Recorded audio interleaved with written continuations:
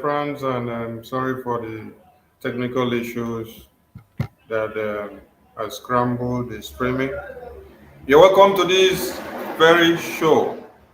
The Prime Minister is live with Dr. Damage at Glaze. His interview with him will try to heal some kind of damages from the brains of Dr. Damage.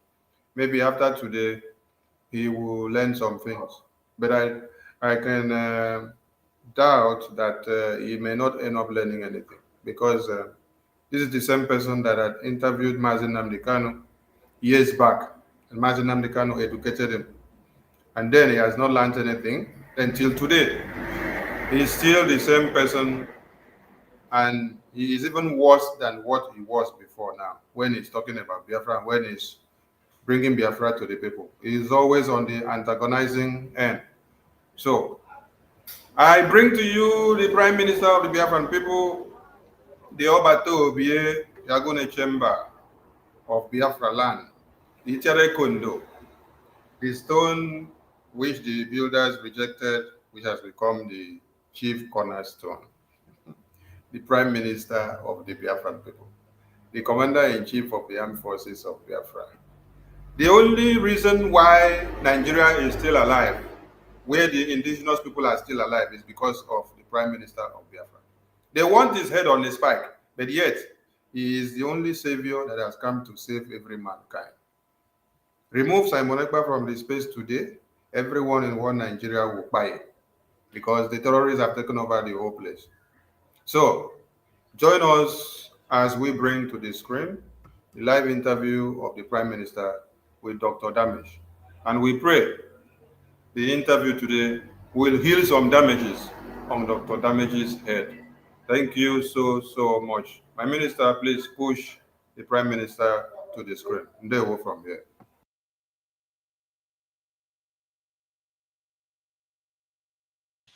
In April 2001, Rafu Wazlike, the leader of the movement for the actualization of the sovereign state of Biafra, Massaw, visited the United States. I traveled from Boston to New Jersey to meet him. I listened to him attentively. I still remember him bragging about how he will return to Nigeria and stop the flow of crude oil from the south to the north. I regret I did not get a chance to interview him. On July 9, 2001, Chukwuemeka Odumegwu visited Boston as part of a worldwide tour to find the person he will hand over the baton to. During that trip, I interviewed him.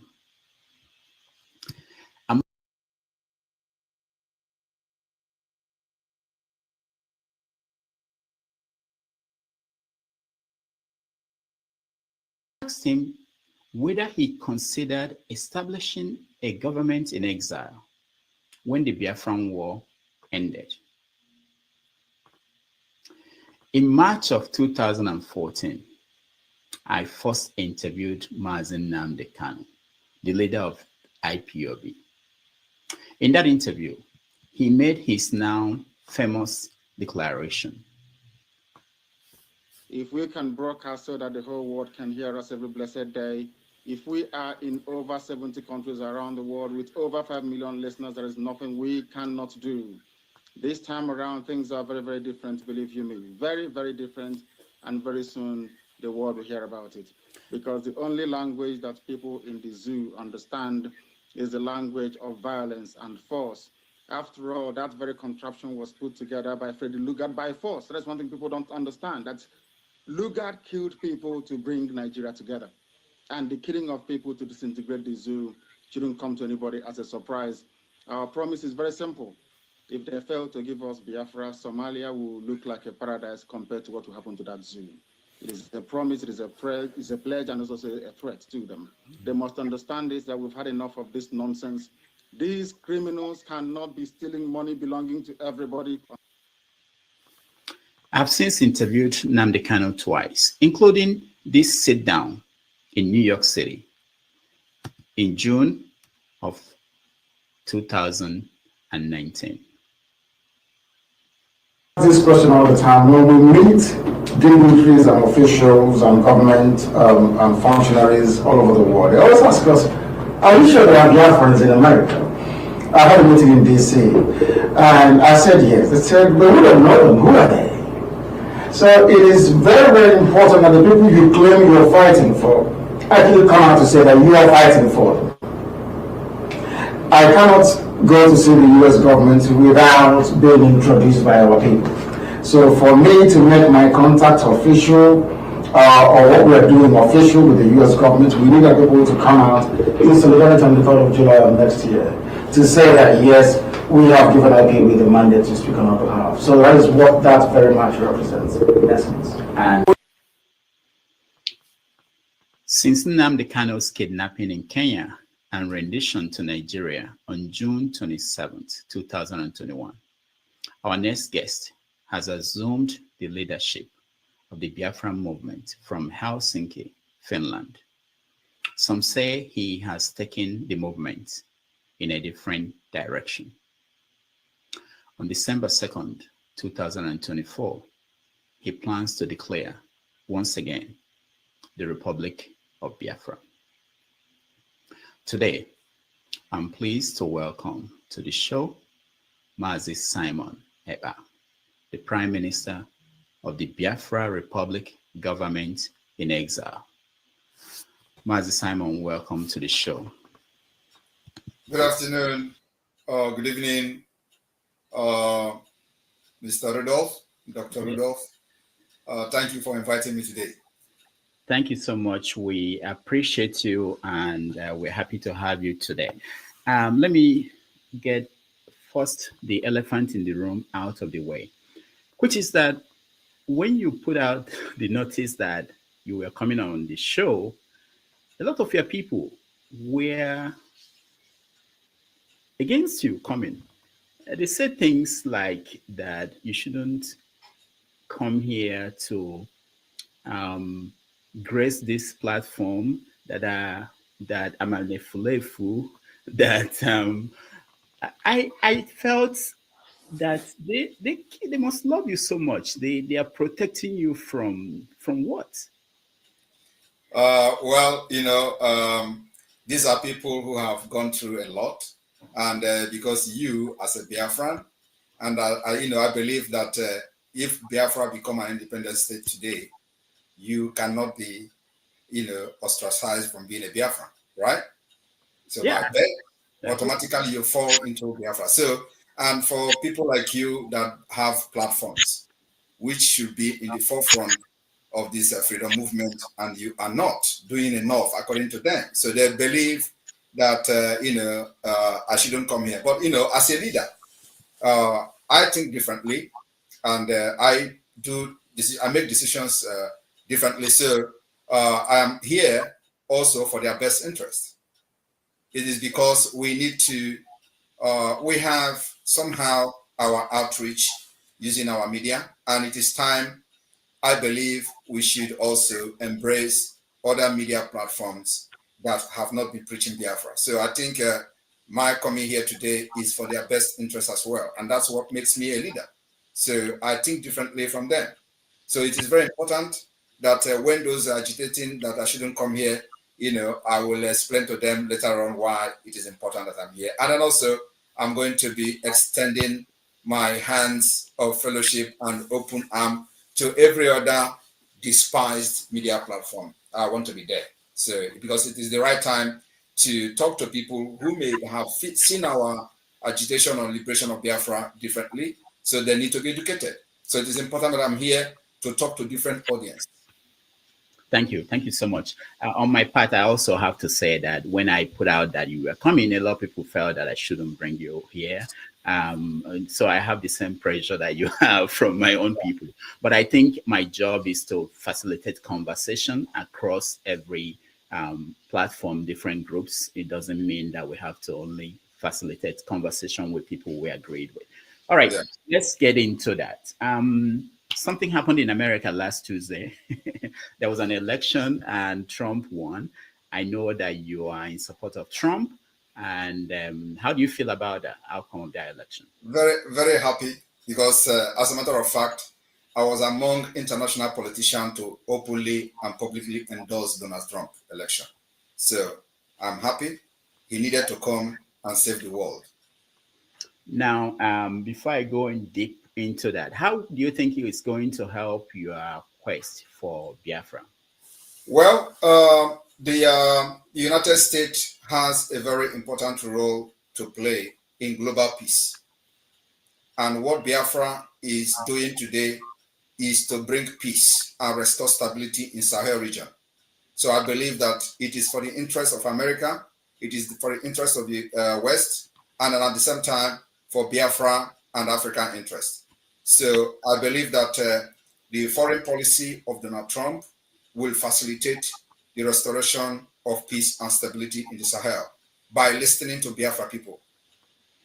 Now, there's this story that came out, I think, 2 days ago, that the chief of staff of Donald Trump, incoming president, Susie Wiles, that she worked for the Biafra movement as a lobbyist in Washington, D.C. Is that true? Well, in 2019, I just joined the Biafra movement. So what I would say is that it is a good thing for the fact that we have somebody who already have idea and knowledge about the plight of the Biafra people. She may not be currently representing Biafra, but at least she have been educated, and she once, was in forefront of educating the policymakers in the United States. So it's a very good plus to the Biafra cause. All right. So, but you don't know whether she's currently on your own group, whether you are paying. It doesn't matter whether she is currently in the Biafra movement or not. She is now the chief of staff of the United States, and we must respect that particular office and allow her to concentrate on the United States. The appointments that shall be given by the president-elect. So let us not drag her into the Biafra controversy and all that. So the point is that her firm have represented the Biafra movement in the past, in 2019, and my happiness is that she is well grounded on the issue of Biafra. That's enough. Okay, good. Yeah. Now let's go straight to what is happening on December the 2nd. What are you planning to do? Well, Dr. Rudolph, Biafra has come a very long way, and everybody has their way of agitating and pushing the movement for the freedom of Biafra. You will agree with me that Nigeria is not working. Nigeria will never work. And so what we try to do is to bring alternative to our people. And it is the Biafra people first, before any other Nigerian. So we are moving Biafra people forward, securing their future. And the only way to do that is that we need a separate, independent state where we can govern ourselves the way we want. And where we can put a policy that will help our people to develop and compete among nations. So in Nigeria, that opportunity is not possible. In Nigeria, the innovativeness of the Biafra people and their career are getting killed by the Nigeria system. So we need a better system and a different system entirely that will allow our people to develop themselves and compete among nations. So what we're doing in Finland is a part of generating a document, a legal document, which is going to be a base for the pursuit for the recognition of independent state of Biafra to be recognized as a sovereign state. So that's what we plan to do. And that we have been conducting self-referendum, which is still ongoing. It's going to end on the 28th of November. And this self-referendum, as of today, has recorded over 50 million votes. It is both online voting and physical voting. So, so far, from the record we have from the official that are responsible, we have, recorded over 50 million votes. So this vote now will be one of the legal ground to give the Biafra government in exile and the de facto government a mandate to restore the lost sovereign state of Biafra. Just like every other nation have done it in the past. For example, Lithuania and co have one time lost their sovereignty. So Biafra also lost their sovereignty to Nigeria state by force, by the barrels of the gun. So today we are here to restore it. And what is happening in Finland is not declaration of Biafra, but declaration of the restoration of independence of Biafra, because Biafra has been declared and recognized in 67, by and recognized by different countries. So that sovereignty were forcefully, lost, and Nigeria took it back. So we are here to restore it back, because after that war, nothing has changed. Actually, the reason for the war has escalated, and the issue and the cases are completely different today, worse than what it were before the war. Okay. Referendum. You said the results are showing. What are the results? What are they showing? How many? Like I said, it is not yet conclusive. They've not opened the envelope. But we know from the record that it is over 50 million. People in Nigeria, how did they vote? We have been posting the videos of the voting. One thing that people don't know is that, first of all, I would like to educate those who may have not paid attention because of propaganda of the Nigerian media and those pushing it. Biafra today has a de facto government, functioning de facto government in the homeland. And in this de facto government, we have 40 United States of Biafra. In this 40 United States of Biafra, each state has 15 counties. In each county, you have 5 districts. In each state, we have 75 districts. And in this district, we have head of district. In these counties, we have head of county. And then we have, in this state, we have the administrator, which is equivalent to governor. So this is what a lot of people don't actually know. So when they see the result of our activities in Biafra land, they are surprised and shocked how Samonekpa is doing this from Finland, because we control the Biafra land from grassroots. So the government is already in the grassroots. So every community knows who is their county leader. Every county knows who is their county leader and who are the executive in the counties. And so with this particular structure, we are able to conduct this referendum, and people are fiscally voting. And of course, it may also shock you that the reason we have succeeded so far in the civil disobedience is also because of the structure, the strong grassroots structure that we have, which Nigeria, know, but of course they don't want to tell the other citizens who are available to understand why every effort to stop the sit at home has failed. They tell you it is because people are getting killed and stuff like that. It's a lie. It's because we have a very structure, from the grassroots. All right, we are going to get into the sit at home and everything else, but explain this for me. Let me understand. So the administrators in 40 states in Biafra land today. Yes, there are 40 administrators that are in each state. There are 15 county head. In each county, there are 5 district head, and there are other, the chain of leadership and all that from the state down to the district level. Do these people interact with people? Do they know them? Of course. They are completely in charge of Biafra land. That's what is going on. So if I call Ebonyi State now, I can get the names of people. You may not get the name of anybody in Ebonyi State unless you are into the struggle. Okay. So what about people who are not into the struggle? How did they vote? Well, those who are not into the struggle are not necessarily going to vote. These are the people, the few percentage of the people making noise on social media. But those who are in the struggle are voting massively. Like if you look at the videos we are posted on social media, you will see crowd that will shock you. Yeah, even more organized and better organized than Nigeria election. You can agree with me if you have come across the videos. Yeah, but for you to now say that the Biafrans all voted and this is the percentage that supported it, wouldn't it be good that everybody had a chance? Well, that is the point. We gave everybody the opportunity to vote, but at the same time, because this is a struggle and we are in a very fragile state, so we make it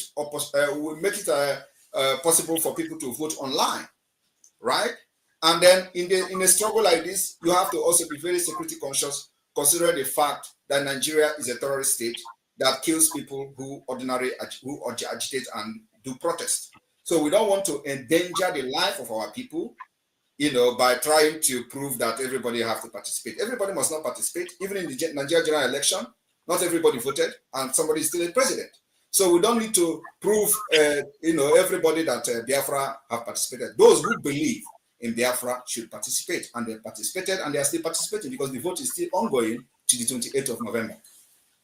What about people abroad? You mean in New York here, there are people? Yes. Everybody is voting online. Those of Biafrans abroad are voting online. And we created a voting system using the Google platform. And you have a way of verifying that these people voting there. Yes, we verify. And of course, like those who want to dispute, who want to argue, we give them opportunity to conduct their own referendum on behalf of Biafra people. All right, this is interesting. Now let's also look at another thing. You have a new constitution that just came up. Yes. How was it? Who wrote the constitution? How did the constitution was drafted by the representative from the entire 40 states of Biafra. So we have people, every state volunteered the people to participate in writing the constitution. And that is some of the problem or the confusion that people don't actually understand. Everybody must not be part of the constitution at this point, but those who believe in the struggle presented and volunteered to be part of the struggle, are part of the constitution. And so that's how we arrive at the constitution that is still open for amendment. Constitution is never complete. So you have the names of the people that drafted it. Do we know? Yeah, we have the names of the people that drafted the constitution. And then also, is it public? Listen. It is not only the constitution, as a matter of fact. We have what we call the Declaration Drafting Committee. The Declaration Drafting Committee also cut across board from all states. People volunteered to be part of the drafting committee. So that you bring your idea. Of course, not everybody's input will be taken, but it has to be somehow consolidated into the declaration. So the declaration itself is like a document where we have we try to bring in every idea, every grievances that Biafra people who are representing their different states brought into the committee. So we try to bring everything together, and there are different kind of grievances that we are on that ground. The declaration of the restoration of independence state of Biafra is happening in this December. So what we are doing is to carry everybody who believe in this Biafra government along. We don't need to go and drag people who don't believe in the government. So you have to, first of all, believe in the government, volunteer to be part of what we're doing, and you are welcome. So we are not discriminating anybody or pushing anybody away. So those who believe in what we are doing are part and parcel of it. Now, the states, back to the states. Did you go beyond, because I get a lot of comments about the Biafran. When I posted that you were coming, people wrote and were saying, remove us from this year Biafran talk. How did the states go? Is it the 5 eastern states that you broke into 40 different? No, sorry. This particular structure of 40 states has already been there. It is not my making.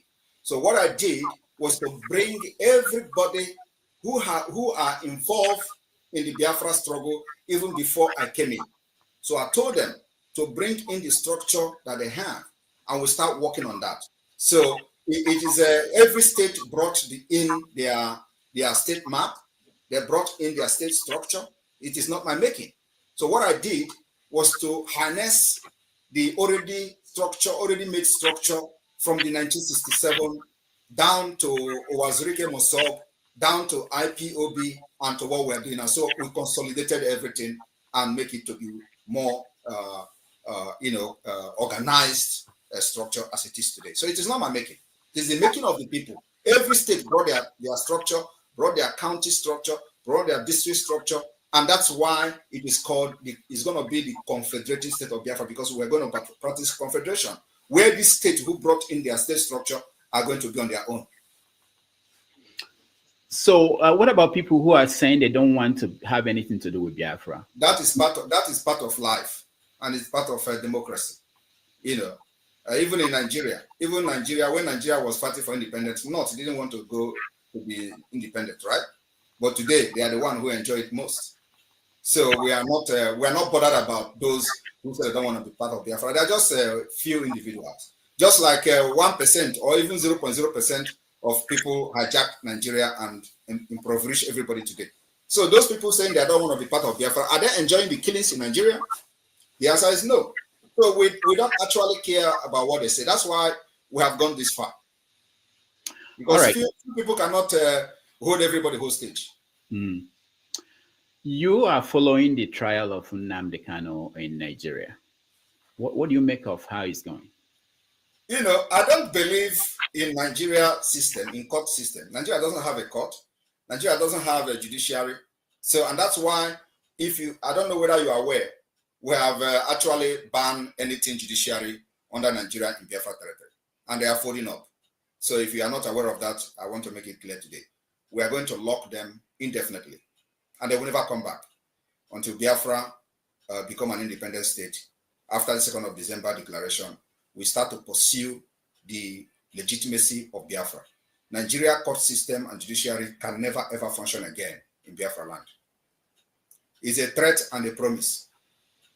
How is that going to happen? How are you going to do it? It is already happening. Are you not seeing them folding up? That is to show you that the Biafra have taken over their land. Our plan is to delegitimize Nigeria from the Biafra territory, little by little, step by step, stage by stage, and that is happening. So judiciary is the next, because judiciary in Nigeria has contributed to the entire anarchy you see today. The insecurity you see today is the judiciary. The instability you see today is the judiciary. The banditry, terrorism you see today is the judiciary. They have not done anything that will bring justice, fairness, and equity. So we don't need those kind of system in our land. So, and if you're asking me how we're going to do that, we're already doing it. You see, they are folding up. That land belongs to us. And Nigeria has been rejected by the people. Over 50 million has given us the mandate to chase away Nigeria from our land. So however we're going to do it is what the government will decide. And we're doing it the way we want. Okay. You know that you are on the list of most wanted people in Nigeria. That is a badge of honor. I am very, very happy that I am in the list, because if I am not in the list, I would have regretted ever even getting involved in Biafra. So it's the highest honor I have received in my life. Now, people say, I played the video earlier in the introduction when Nnamdi said that if they don't give us Biafra, that Somalia will be better than Nigeria. And people say that what you have achieved is to turn some parts of Igbo land to look like Somalia. That Lagos is not like Somalia, that Abuja is not like Somalia, but Owerri, Olu area, basically is like Somalia. What do you say? So let me address you. Now, did you see the poverty rate in the world? Where is Somali placed in the list?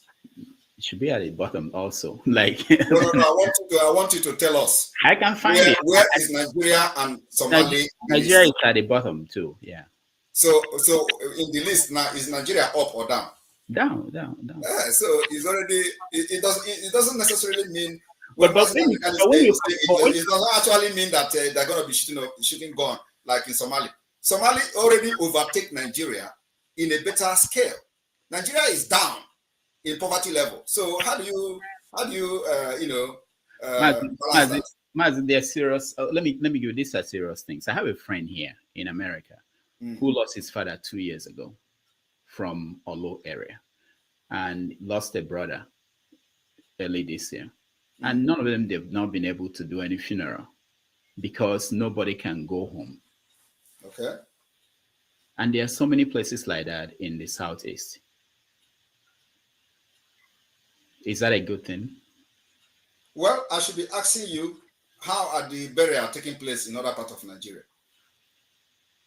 No, the way people are reading this, they are saying that it's a consequence of this confrontation with the Nigerian authorities. So how is this confrontation making people not to have burial in Biafra land? Can you explain? Because it's not safe. That's what they said. That's why he hasn't So gone. who is making it not to be safe?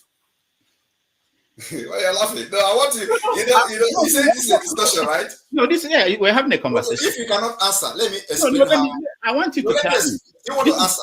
No, this is what they said. This is what they said. Okay, so this is what they say. But what about you? What about you? What about your opinion? What do you think is the reason for not having burial? No, I don't have. I go home. I don't have. Okay, so can I explain now? Can I explain the reason? Yeah, give us the reason. All right. The reason is because the Nigerian terrorist army and police have been killing our people for many years, even before I joined the Biafra struggle. They killed them in Aba, where they went to pray, and over 150 officially was announced. Over 150 people were killed in cold blood. Nobody asked question. Nobody, was held responsible until today. They went to Mazi Nnamdi Kanu's house, bombed everywhere, killed people there. Nobody was arrested. Nobody was held accountable. They went to Nkpo and killed, and these people they are killing never raised a gun against them, right? They were only having flag. They killed in Enugu. They killed in Ebonyi. So when Mazi Nnamdi Kanu was kidnapped, they went to Kenya to kidnap him against international law, and I took over from there. And do you know what I said in the first place? I said, under my leadership in this Biafra movement, you can never kill Biafra again and go free in Biafra land. So I raised an army called the Biafra Liberation Army to confront these killers. And these killers, some of them are repentant Boko Haram. So they recruit them, push them to Biafra land, and people are not talking about that. And when they go to villages, they open RPG or GPMG, and they start spraying bullets. Even fowls are getting killed. So I said, under my leadership, under this Biafra movement, Nigeria can never kill any Biafra again and live to tell the story. So we raised the Biafra Liberation Army to deal with them, and they are neutralizing them. So when they neutralize them, what do? They will come after the villagers. And let me tell you, is that the kind of country you want to be proud of, where you have people carrying guns, defending their land, and instead of them to go after those people that are defending the land, they will go against innocent people. These are the reasons why people are not coming for burial. So tell it the way it is. So, and it is not my fault. It is not my fault. It is not the fault of Biafra. It is the fault of the Nigerian terrorist army, who cannot confront the Biafra Liberation Army, but confront innocent people. And why they are doing it is so that we lay down our guns. And that's not going to happen. Yeah, that's what I wanted to ask you, that knowing that this is how they operate, if we believe the story you just told, this is how they operate. The question is the best thing to continue to have them kill villagers if we believe this story? We are neutral. Believe me, there is no any other better way. This is the best way. If you have any other better way, tell me. The better way is what we are doing now is the better way. When they come to kill our people, we kill them first. And if they come, we will resist them as much as we can. And let me tell you, it will continue like that until none of them will be in Biafra land. It is called attrition. War of attrition. The chief of army staff said that what they are fighting is called the jungle warfare and asymmetric warfare. No, I am not fighting asymmetric warfare with them. I am defending Biafra people, and what we have actually declared now is war of attrition. Go and Google it. It is, you are going to be fighting until nobody is remaining, and it is not going to be on our side. They are already running away. You know the kind of atrocities people have committed in our land? Is that how to run a government? A government that will come and you don't go after people carrying arms, which you invited with your actions and atrocities. You go after on armed innocent women and children. Is that the kind of government you want to support? So what we are doing now is what we are going to do. And like I said, they should go and Google war of attrition. We will fight this war with them until we know who is going to give up. When I interviewed Nnamdi Kanu in 2019, I asked him, how many people have you lost? The question was how many? He said thousands. Let me ask you the same question. Since this started, how many soldiers, let me use the word, the Biafran, your own soldiers, have you lost? If we lost people, you see them on social media. Now they are posting some of the people they are claiming to be. We don't lost soldiers. I have to be very sincere with you. We don't lost soldiers. They know it. Let me tell you, we are fighting a very different war with Nigeria terrorist state. and they are confessing. Have you ever, in the history of Nigeria, have you ever, even during the war, it was only during the war, actually, that the issue of Biafra was discussed at the National Assembly, and the entire security chief are crying. We are training, I have a military experience. We are training the Biafra fighters, and they are engaging Nigeria in a very systematic war that they have never fought before. And you see, I didn't say it. You can hear it from the horse's mouth. Musa have cried several times. And let me tell you, if they think that in self-defense is a crime, they should go and read international law. Because the point is that nomadic system have taken over, and nobody is thinking correctly in Nigeria anymore. You come and kill people and expect them to defend themselves. We are defending ourselves. And like I said, if I have access to bomb today that will go to Aso Rock, I will first of all engage Aso Rock. But until then. How many people, not soldiers now, regular people have died? They should give you that report. They are the government now. They should give you how many people they have killed. Right? They are the one who killed the people. And all we do is to defend them. So they should tell us how many Biafra women and children have been killed. Because at least you have never heard in any news, that Biafra Liberation Army invaded the village and killed everybody there. Just like you see in the north and see in the other part of Nigeria. But the military are the one killing. We saw them how they kill people in the Onokoma community. They're born everywhere. Nobody is talking. So when they say that people kill soldier in Ukoma, nobody know what led to killing of the soldier in Ukoma. But you know what? Everybody was proudly saying, oh, the military will come and burn this. We don't want to be part of a such system where they will not go after criminals. They will come to where a crime was committed and they go after innocent people. That kind of system should be abolished. And that's what we are abolishing by pulling out Biafra from that Islamic terrorist state. The sit at home every Monday that you support, how has it been helping? The sit at home is has been very successful. What people don't know is that when we started the sit at home, because the point is that they don't know why. They don't know why we keyed into the sit at home very much. It is going to achieve or have actually achieved several things. One is that it crushes the economy of Nigeria. Nigeria. Wait, hold on. Nigeria, I'm telling you, Nigeria. Yes. Nigeria. Not Eastern Nigeria, Nigeria. If you know the point, if you listen to Akpabio as dumb as he is, he said that the sit at home is affecting everybody in Nigeria. And nobody's paying attention to that. They have lied and used to propaganda to say, oh, is the economy in the East? What have the economy in the East done for over 50 years? Nothing. Now, let me explain. I'm still explaining the sit at home. Now, it crushes the economy of Nigeria. Two, we are delegitimizing Nigeria government from Biafra land because it is one of the way to prove that they have no control over the people. Three, they have also that sit at home that demonstrated that they have lost legitimacy over the Biafra people. You don't know what is happening. So you are very close to Sowore. You should ask Sowore, why did he say that the Southeast has, systematically left Nigeria? It is because of the sit at home, because they have lost control over the people and they're listening to only Biafra government. It's a pathway to our freedom. And now we are, and let me also explain to you that we are using four different mechanisms and different approach to fight this freedom, which has never been done in the past. One is the political approach. Two is the diplomatic approach. Three is the armed struggle self-defense approach. And four is the civil disobedience, which sit at home is part of it. So these four different mechanisms is what we're using to delegitimize and fight Nigeria to our freedom. And it's working perfectly. The local women who cannot go to the market, the students who cannot go to school, the workers who cannot go to their offices, the businesses that are leaving the East to move to other places, who is paying the price for that? They have a better business ahead of them. The students have a better school to attend in future. What we are doing is a price they have to pay. It's a price for freedom. Freedom does not come free of charge. So we understand all this nonsense Nigeria is saying. Nigeria will tell you, oh, your business is being destroyed, oh, your school. Ask yourself, those people that went to school for over 50 years ago, what have they done with education? Nothing. So we are going to bring alternative education that will work for them. So they have to pay the price of not going to school if they have to not go at this point.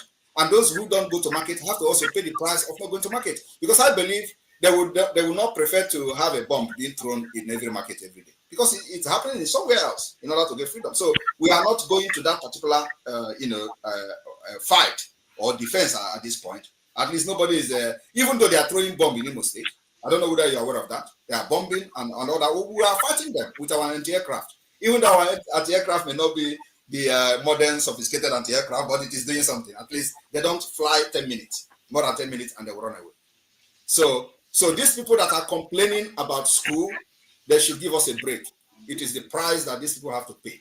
Those people complaining about not going to shop or stuff like that, they have other days to go to shop. Every Monday is a sacrifice that we have made to make sure that we speak to the entire world and prove that Nigeria have no control over Biafra territory. That's what we want to achieve, nothing else on that particular civil disobedience. Now, Igbo people at home, they say that people like you abroad, you are enjoying your life. They see videos of you dancing, drinking. They say, why is it that they are the ones paying the price? People in Lagos, people in Abuja, Igbo people, they are not. There should be more worried that I left those particular enjoyment that I'm doing, including going to club that I used to go, including all the enjoyment I used to travel everywhere. I'm not doing that anymore for them. So they should be more concerned that why should I live all this life I was living? Why should I not just enjoy myself? Because I have conscience. I have come to this country not by my power, but God brought me here so that I will live and bring something back home. And I don't want to bring politics back home. I don't want to bring anything. I want to bring freedom back home. Because many people travel abroad and all they do is that, I want to bring something back home. Ask them, what do you want to bring back home in Nigeria? How many Nigerians have traveled abroad, studied, become PhD professor, they went back home? What has been their contribution in Nigeria system? Nothing. If you go there, the Nigeria kills you, the system kills you. You can never, even if you are a saint, once you go to Nigeria, you get corrupt. So I did not come here to learn politics, to learn something to bring back to Nigeria so that Nigeria will corrupt me. I decided to bring freedom to my people because that's what they need most. When you see Nnamdi Kanu appear in court and say that he would like the sit at home to end, do you ignore that, or do you I ignore that. Why? Because he's not a free man. So what will it make you believe what he's saying? He just played his voice when he was a free man talking with you. So what you heard in the court, does it sound the same? I will listen to him when he becomes a free man. I'm not only a free man, no. He has to come to Finland and sit one-on-one with me before I can listen to him. That is my condition. Because the reason why he is being incarcerated today is because of what I'm doing. It's because of the Biafra. So he cannot be captured because I know the reason they captured him is to end Biafra, and then you expect me to dance to their tune. It's not possible. Even if they bring him out today and he stay in Nigeria there and say, Simon, help us stop, I'm not going to stop. So are you planning to go back to Nigeria? People say that... I don't go to Nigeria, I go to Biafra. Yeah, are you planning to go to Biafra? Of course, I will go to Biafra. I will go to Biafra. Why am I fighting? I will go to Biafra to be part of building a system that will work for everybody. When? When Biafra is recognized. By international community, by you and other. Now, if an American official who is sympathetic to your cause, the Biafran issue, hear you speak, do you think that they will be inclined to openly come out and say we support people? They don't need to openly come out. They should. Most of them I have had meeting one-on-one with them, and the way I talk with them is differently from the way I talk here. So they listen to me and they buy the idea. How do you talk with them? I talk with them presidentially. Because of course, when I'm here, that I'm talking with my people. When I talk with them, I talk differently. So, and when I talk with them, I present Biafra as a solution, which is the way it is. I present Biafra as a solution to restore peace and stability. That is the only way to restore peace, because what you see today, the Islamic movement happening today from the Sahel down to the entire Nigeria region, interest is tied to Biafra territory. Now, not beyond the way you talk to them, what about what you do? Like things you celebrate on your social media? It's my personal life because I'm No. I don't mean dancing. I mean okay. things like when there are military officers killed. Are you not seeing military officers killed in Ukraine being posted by Israel, or the terrorists killed in Gaza being posted by Israel defense? So you think it's okay? It's okay. That is the only way to show the enemy that you are dealing with them. All right. At this point, let's take a break. We'll come back. When we come back, I'll play some videos, get you a reaction to the videos, and then we are going to invite people who are watching to join us in this conversation with the Prime Minister of Biafra Republic in exile. We'll be right back. Yeah. Okay.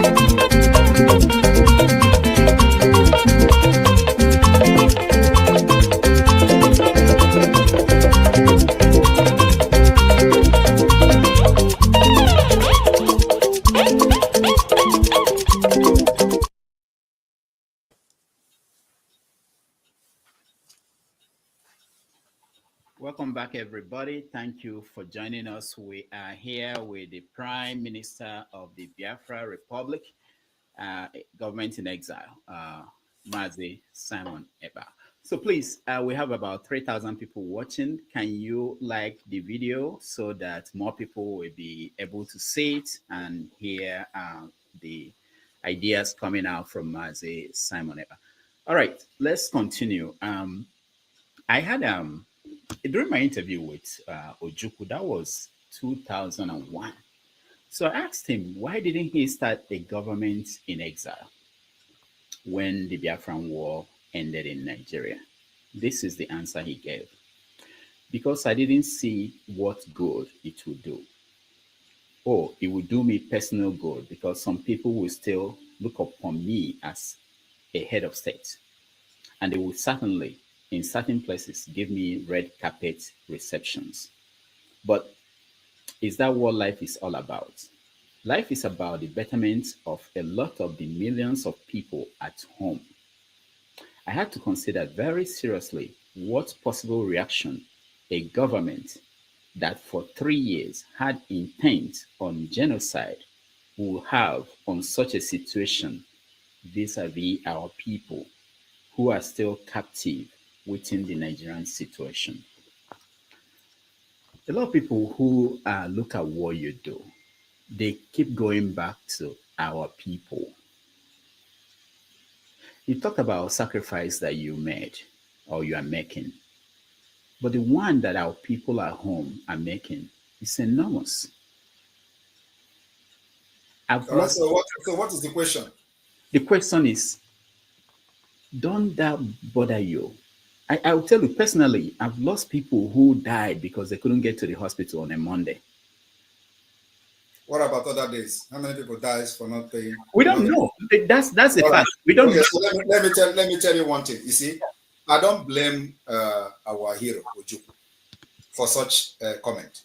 Can imagine where somebody fought a war for 3 years and at the end of the day lose the war. So you don't expect the person to come and start fighting from exile, right? Is it exile that is going to win? No. But if you look at history, it has always been, this race for freedom has always been like a relay race.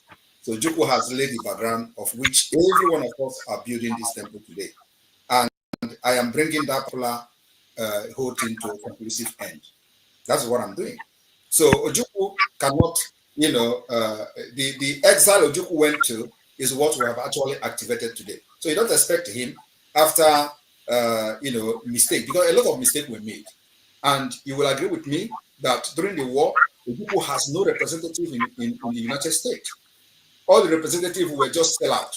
So Ojukwu don't actually know what was going on. He had nobody to educate the United States Congress or the United States government. They have nobody to put and educate them on the reason why Biafra should go. So people don't have that representative.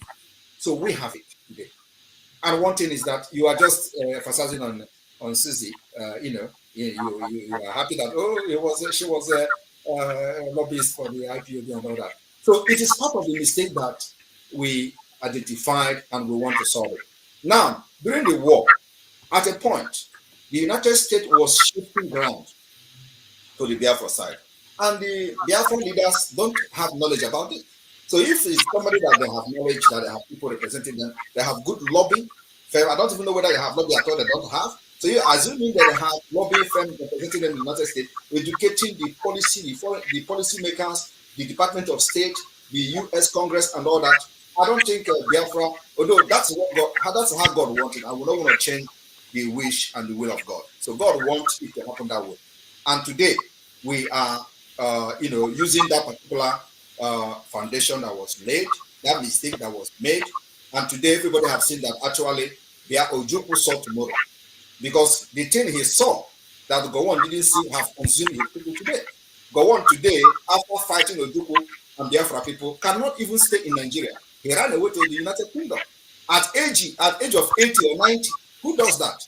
He should be proud to stay in his village where he killed Biafra, 3 million people through starvation for Nigeria to become one. But why is he running away? Because the country failed. That thing Ojukwu saw, because it was Biafra people that were paying the price in the northern Nigeria. Every given confrontation, Biafra people get killed. So today it is no longer Biafra people. Gowon people are getting killed, and today many of them are living in IDP camps. So Gowon could not save his people; he ran away. So if he actually saw what Ojukwu saw today, I don't think he would lead Nigeria to war against Biafra. So what I'm trying to say is that Ojukwu did the right thing as somebody who fought for 3 years and lost the war. And we have learned from Ojukwu mistake. We have also learned from Wazirike mistake. In case you don't know what the mistake Wazirike made.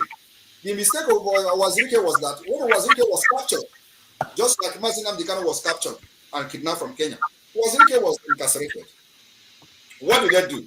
They connived with all the commanders of Wazirike and brought them to the prison and said, you see, all the hitmen, all the strong men you have are with us. And who did it? Andy Uba.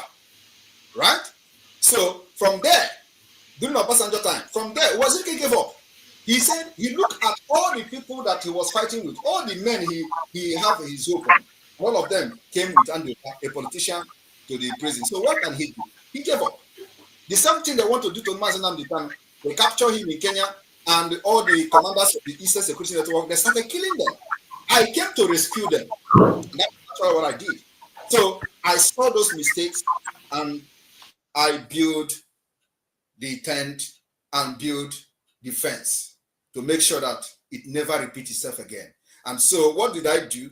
I began to organize, bring in more organized and more structured movement. And then I also approached the former government in exile, which actually Ralph Wazirike was part of. They failed me. And I know they will be listening. They failed me. That was actually what led to the formation of the present government of Biafra in exile.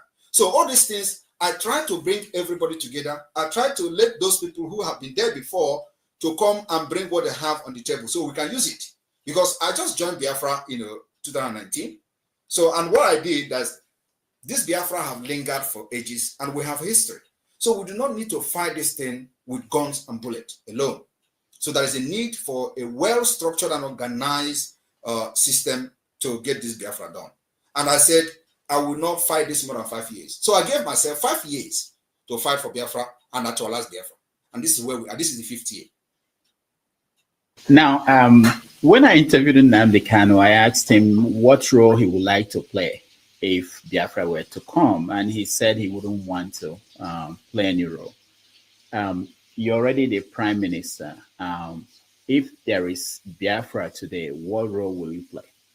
I will play any role Biafra gave me. One thing I cannot do is to fight for this Biafra and allow idiots to come and ruin the system. No, I will put Finland. I want to bring Finland to Biafra, and I will not allow a stranger to come and bring Finland who doesn't know anything about Finland. Do you know our constitution is comprised of one of the best constitutions in the world? Our constitution today is comprised the Finnish constitution, the Switzerland constitution, and the United States constitution. So it is the best you can see. And let me tell you, the day we are going to unveil this constitution and vote on it, and people see this constitution, you will know that, yeah, indeed, we're going to be the civilization. We're going to bring civilization to Africa. So I cannot fight for Biafra to bring a better life, a better system that works for the people, for the interest of the people, and then somebody else who do not know the plan I have for Biafra people to come and start. No, it's not going to happen. I will be part of the government. So what role will Nnamdi Kanu play? Mazi Nnamdi Kanu have his own right to make a choice. So we cannot force him, but I believe that when he was making such comment, he don't know what we have done today. If he come out today and see what we have done, I believe he's going to have a change of mind. What is your role, your relationship with the IPOB that was the other faction? They are Biafrans. The only relationship I have with them is that they are Biafrans. And after Biafra become an independent state under the Biafra government in exile and de facto government, we will start a reconciliation process. You think you can reconcile with them? Why would they not? If they don't want to reconcile, they will go to exile. Yeah, well, the government will give them opportunity for reconciliation. That's what makes us different. I'm not here for vindictive or to kill anybody or anything like that. I want the best interest of the Biafra people. So those who believe in freedom, actually believe in freedom, there will be open door for reconciliation. One more question before I bring in the audience, and that's a question about people in what we know today as Niger Delta, who are saying that they don't want to be part of this. How will you force them to be part of what they should first of all go and outnumber part of the 50 million people that voted for Biafra. So are you going to let me tell you, once they outnumber those numbers, we don't have any problem with that. Actually, it is even in the constitution we have today. So a confederating state means that they need to be educated for those who are shouting that too, because they don't know what is confederation.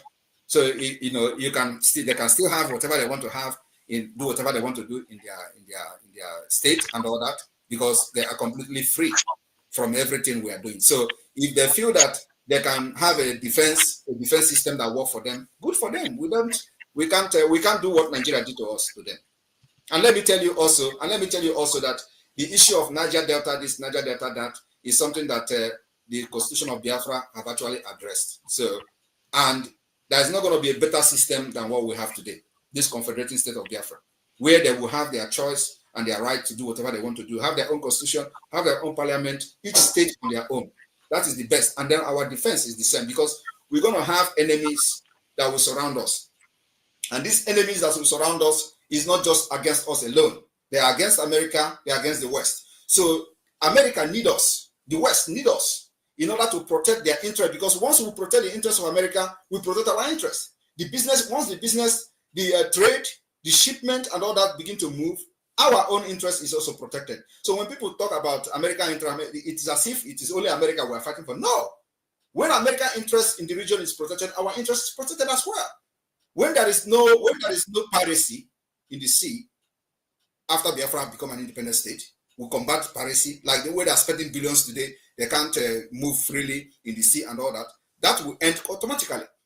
And our army will be army that is not going to have any Islamic affiliate, any terrorist affiliate, just like we have today, people that are affiliated to Boko Haram terrorist group.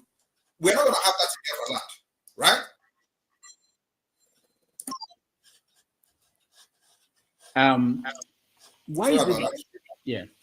Why is it that the Nigerian government, despite their efforts to get you extradited, that they've not been successful to getting Finland to work with them? Finland doesn't work with a terrorist country. All right. And they will never work with terrorist country. That I can assure you here. But you know that they are making moves. Which move? The Nigerian government. They can make moves for all I care. I am here standing very strong because I know I'm not doing anything wrong. All right. So for those who want to join us, I posted the link. And also, Rudolph. Yeah. I want to say something here because this is an opportunity for me to address you. Okay, go ahead. And, so I want to say this, some of you have made bad decisions in the past, a very bad one. And so we have a record of making good decisions. And our decisions have actually favored our people for many years. And I want to tell you one bad decision you have made, and many of you. One is that I saw you protesting against Goodluck Jonathan during the 2015 election. You want Buhari to come in. It was a very bad decision. And sometimes like that, we look at the people who have made such decision that they are not capable to decide for the people. So when we are making this decision we're making today, that you may not see the effect of it today, you give us the benefit of doubt and see what it will turn out in the next few years. So Biafra that I'm fighting today and making all these things that many people are laughing at, they are laughing that we are going to have declaration in Finland. They don't know why we are having that. They are laughing that we are going to, I'm declaring Biafra. They are laughing that there is a national football team. They are all those things. And that is exactly what Gandhi said. They will laugh at you, they will mock you. At the end of the day, you win. So I want to say that some of us that are making this decision for the best interest of Biafra people, we see what people don't see. So you should be able to give us benefit of that and support the decision we make. We kicked against Buhari it backfired. You people supported him. We kick against this Tinubu. You people, many of you supported him. And so it is very, very hard for people like us to come and listen to advisors that have made bad decisions in the past. It is very difficult for me, and I believe many people. So I just want to tell you this today because I may not have the opportunity to tell you again. Thank you. I appreciate that. But I don't remember protesting against Jonathan. Rudolph, I saw you carrying play card in the United States. Saying what? Protesting against Jonathan. Me? Yes, when they organized Occupy Nigeria, I saw you now. I will post it. Okay, yeah, post it, please. Share it. Let me remember because I don't remember that. But anyway, thank you so much. I really appreciate you taking time coming here. I will still ask you for more questions, but I want to give our viewers a chance to also weigh in. So when you come in, please, you have to make sure that you have your camera on. I just want you to ask one question only. You have to be respectful because you are talking to the Prime Minister of Biafra Republic in a government in exile. So it's very important. And if you don't do that, we take you out. And there won't be any arguments. Just ask your question, listen to the answer, and then we find the best question you have. There are a lot of people who are trying to get in. And so when I bring you in, just be able to come up with one question. All right. Righteous Man here first. Yeah, good evening, Prime Minister Simon Ekpa. I've been watching and following you for 2 years now. My question is this. How do you consider your safety as a priority? And should anything happen to you, who takes over from you? Allow Biafrans and myself to worry about my safety. I don't have any problem with my safety. Thank you, Righteous Man. Let's go to Ernest. Ernest, Ernest, unmute yourself.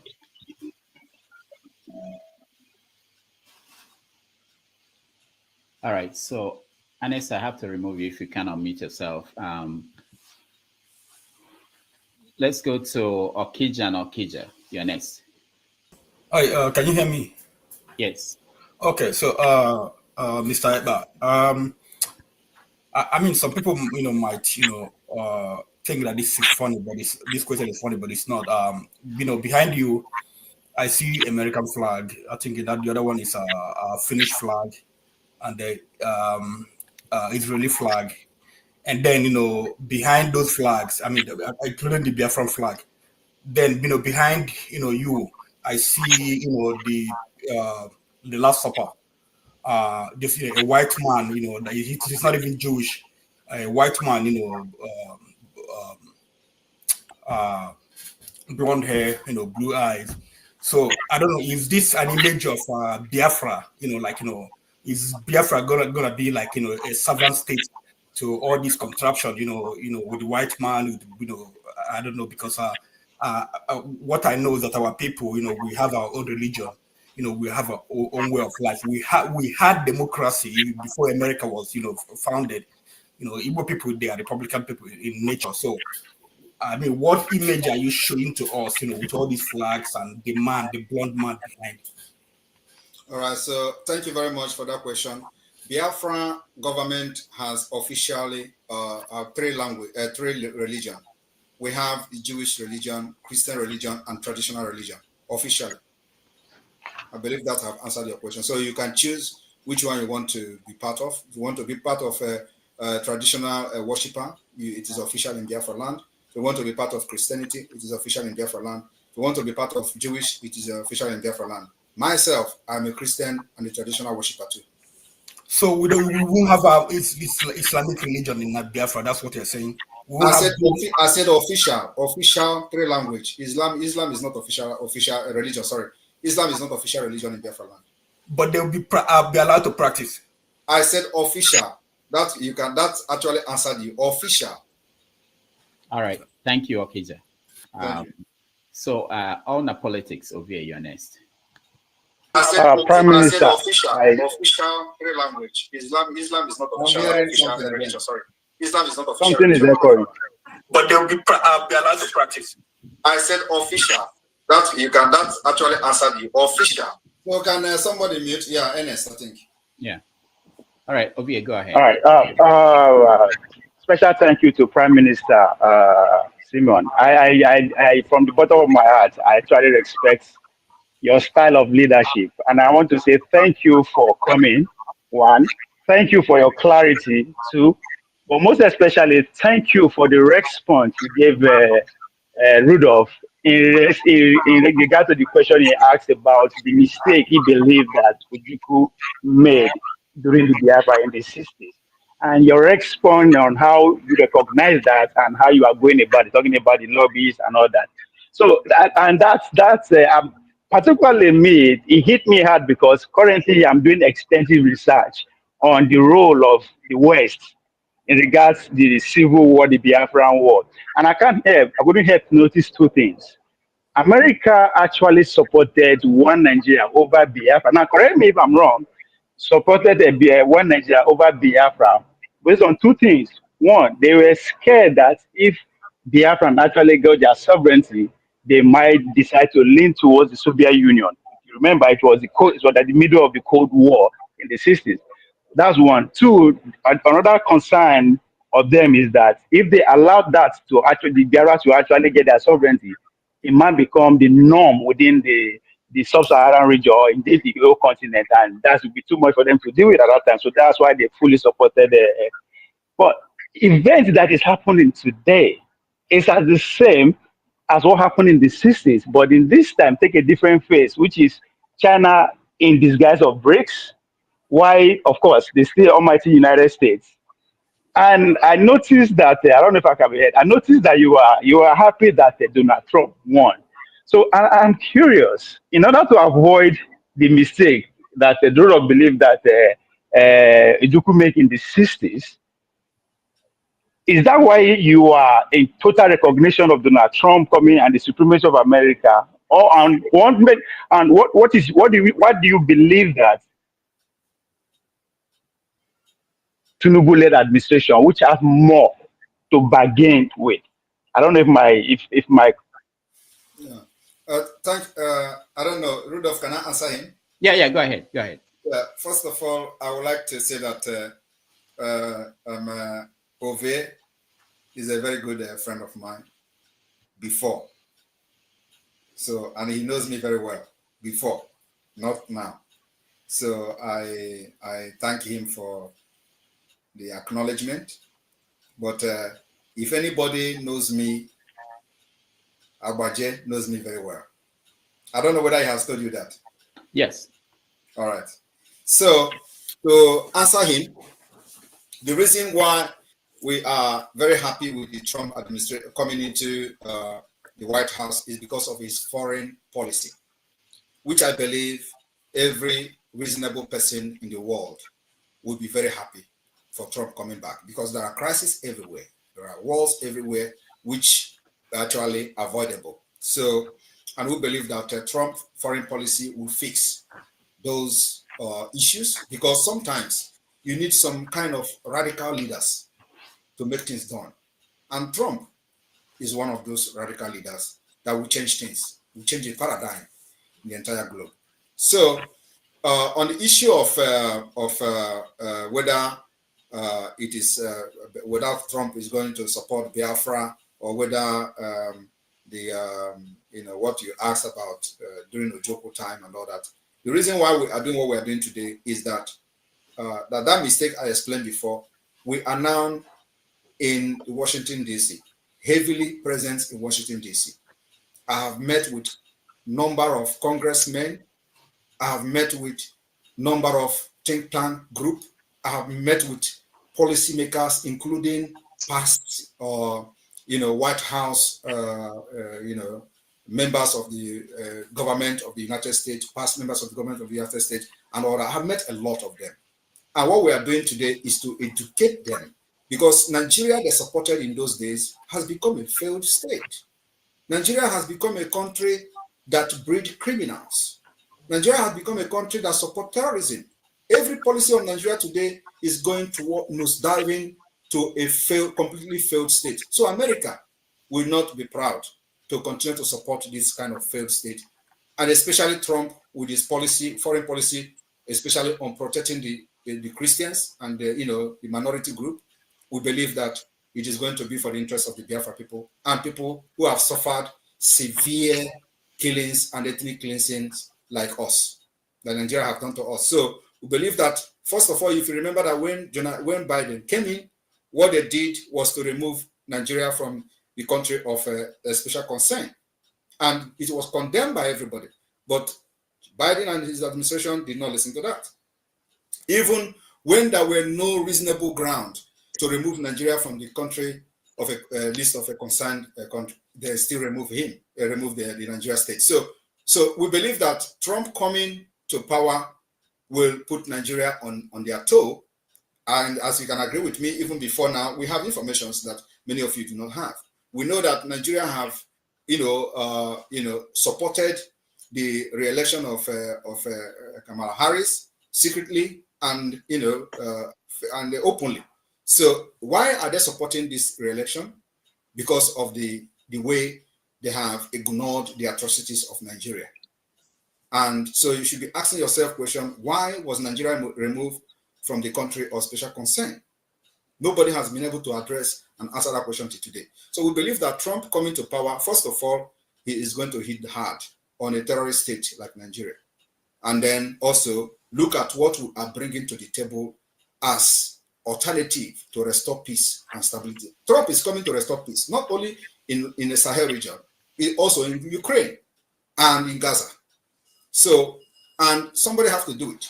So we are bringing this particular solution, alternative to what they have on ground. And that alternative and solution is Biafra as an independent state. And I want all of you to understand that Biafra is not only going to benefit Biafra people, it is going to benefit the entire indigenous people within Nigeria area, including the Duduans and other indigenous nationality within the Nigeria area. The emergence of Biafra as a nation will put an end to upsurge of terrorists. It will disintegrate the interest of the terrorists while they are coming to Sahel. It will also cut ties immediately. Just that Biafra has been recognized, only the pronouncement will make the entire region calm down, because the terrorists will start fleeing. Why would they be fleeing? They will be fleeing because their only interest is to capture Biafra territory, which is the majority Christian-dominated area today in the entire Sahel region. I don't know whether you're aware of that. So the interest is in Biafra land, not actually in northern Nigeria. So, but they want to, first of all, cut our wings by cutting the neighbors, and then after that, they will come to us. And that's why we started resisting them ahead of time. Thank you. All right, thank you so much. Let's go to Ikolola. Thank you. Good evening, Dr. Damages and Prime Minister of Biafra, Simon Ekpa. I was just wondering, do you have to look so good to be a Prime Minister? Good to see you. Thank you. That is so good. At least I don't want to look like the ancestor in Nigeria. I'm a young man, so I have to look good. Thank you. Okay. Right. This is my question to you. Are you hell bent on secession? Must we secede? Must Biafra break away? Is that the only solution to the Igbo problem? And please, that is not the only solution. I think breaking away is not actually. But let me finish. Let me finish. You get the whole context. Okay. If you're not hell bent on secession, let's imagine you're not hell bent on secession. What do you really want to see that the Nigerian element puts into place before you say, okay, then this is a pathway to unity? That is, if you're not hell-bent on secession. Did you get my question, sir? Yeah. Okay. Now let me answer you. With all due respect, this is not the time for us to contemplate on whether there is a solution for us to remain one or not. This issue of whether we are going to remain one is something that we cannot revisit again, because the agenda of the Nigeria state is not for developmental purposes, is not to help the people, the citizens of Nigeria, is not to bring any innovative ideas, It's not to build infrastructure, to bring security, to build road, give hospitals, schools. No. So it is only one agenda, which is the most important thing to them, is the Islamic agenda. And you will agree with me that since 1989, after what we call Abuja Declaration, what was Abuja Declaration? Abuja Declaration was the gathering of Islamic scholars, Islamic countries in Abuja, where the decision was made that the only thing they have to do is not to pursue development in any region within the Sahel region, but also to install all Muslims in different position and strategic position for the Islamization of that region. So that particular implementation of the Abuja 1989 declaration is already 90%, if not 100. And that's why for the very first time in the history of Nigeria, you have a Muslim ticket. And people did not see anything wrong with that. In fact, before this Muslim ticket, a lot of people say it is not possible. It is not going to happen. Even the people who call themselves pastors and all those preachers, all those liars, they were saying that God told them it is not going to happen. If it happened, they say, make the thunder fire all of them, make fire burn them. They pray all those prayers, all those nonsense. It did not. It still happened. Muslim ticket. It is called the implementation of Abuja Declaration 1989. And I want people in Nigeria to go and read Abuja Declaration. They have altered those content, the content of the declaration, but everybody who knows it knows the content was to install Muslims in all strategic position for the Islamization of the entire region. So Biafrans are resisting that because we understand that very well. So if you tell us, let us come down now so that it is everybody will be one, they will come harder on us in the next 10 years, and we don't want to go back there again. So what are we saying? We are saying that we need a country where there is going to be rule of law, justice, fairness, equity. We need a country where our women will go to hospital without paying money, doctor will attend to them. We want a country where our students will go to school and nobody will kidnap them. We want a country where we are going to have good road, transportation, good social amenity, and possibly provide social security for our people. It may also interest you that as a government in exile today, we have the strongest national identity card. As a government in exile, the only country that will compete with us today is South Africa. The security we have in our national ID card, and it is European standard. It will be unveiled and issued to applicant first time ever during our convention in Finland. That's how far, that's the kind of quality of life we want to give our people. Nigeria don't have it. No other country have it in Africa except South Africa. And we have contracted the best security company in Europe to do this. So we are laying example. We want a country where our citizens can travel visa-free because we have what it takes. The Europeans need us more than we need them. America need us more than we need them. So we need to have the kind of agreement where our citizens of Biafra can travel without anybody using telescope to look their passport. No, we want that our people will be respected in any point of entry in any part of the world. That is the kind of, Nigeria can never provide that for you, and you know that. So thank you very much. All right, thank you, Ikolola. Let's go to Christian. You're next. Hello. Greetings. Hello. Greetings. Rudolph, can you hear me? All right, thank you. I just missed one of your interview with Hyundai. So anyway, I'm just curious to ask Simon Eba. One of the questions Rudolph asked you, what role you're going to play when Biafra comes. One, you said the role Biafra giving you, but you're already a prime minister, so you really need to Biafra to give you a role. But my question now is, if you declare this Biafra on December, how long will it take you to remove the barracks, Nigerian barracks, army barracks, and police barracks? And how do you install the remove the political actors in the territory and fill them with the Biafran political actors? Given the your this thing that you have missed so many instances, promises about the chiefs the Biafran, you gave for 150 days in the past, it didn't come. And the release of Mazin Nnamdi Kanu. In fact, most of the promises or the instances you have given hadn't worked in the past. So how do you think that, why would anyone seriously believe you that this one will work, or is this a public stunt?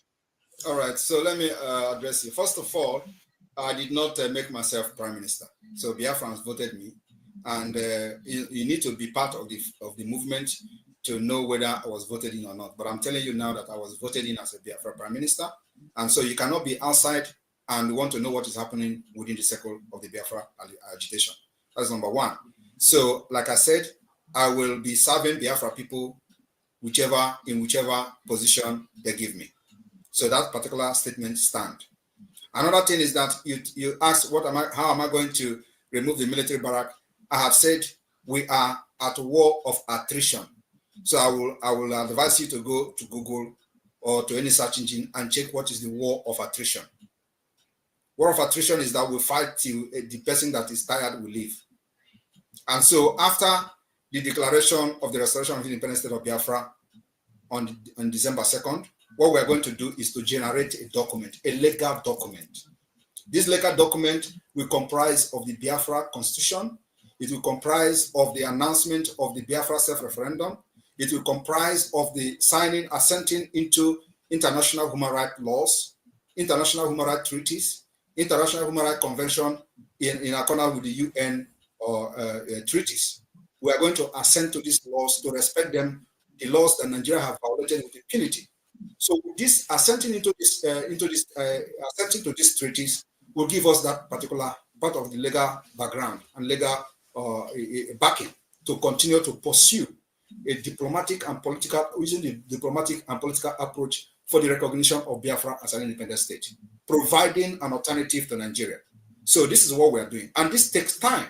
It is not a rocket science. So you need to have patience with us.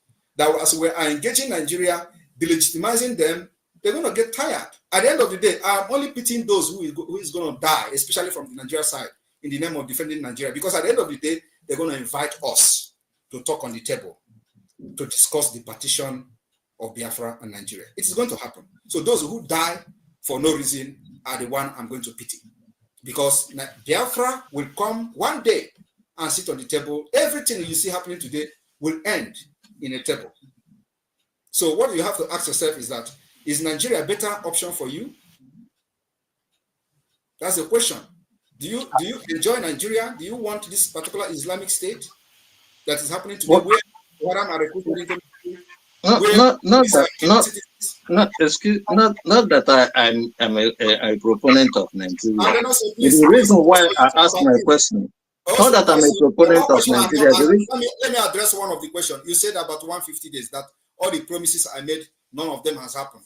There is no promise I have made that did not happen. Every promise I have made is targeted at achieving something. One is that before I started the 150 days countdown, it was to make sure I destabilized the Nigeria electoral system. Because many of you were saying that Obi is going to win. And I was telling you people that Obi was not fighting to become a president of Nigeria. Obi was only installed by the British Empire in order to destabilize the Biafra agitation, just like they kidnapped Mazin Nnamdi Kanu. That was the work of Obi. Today, are you going to be saying you are proud of Obi? Obi that is congratulating Gowon? If you are proud of him, then it means something is wrong with you. So now I'm telling you that the 150 days was targeted at destabilizing the election, which we did. We succeeded. Over 50 to 25 million people that registered, 20 million did not vote for Biafra. And so it is for the interest of the Biafra people that we counted 150 days. And you know that then everywhere was like, but of course, many of you do not understand because you are not in the struggle. You think that after 150 days, I'm going to declare Biafra without a government structure? You think I'm going to declare Biafra without having our representative at the Washington, D.C.? Because the Biafra is not going to come from Nigeria. Biafra is coming from abroad. The people that will help us to restore our independence are not in Nigeria. They are not in Africa. They are here where I am. So why should I be coming there? And why should I, so what I'm trying to say is that we need to put these structures in place, which was not there. And now it is here.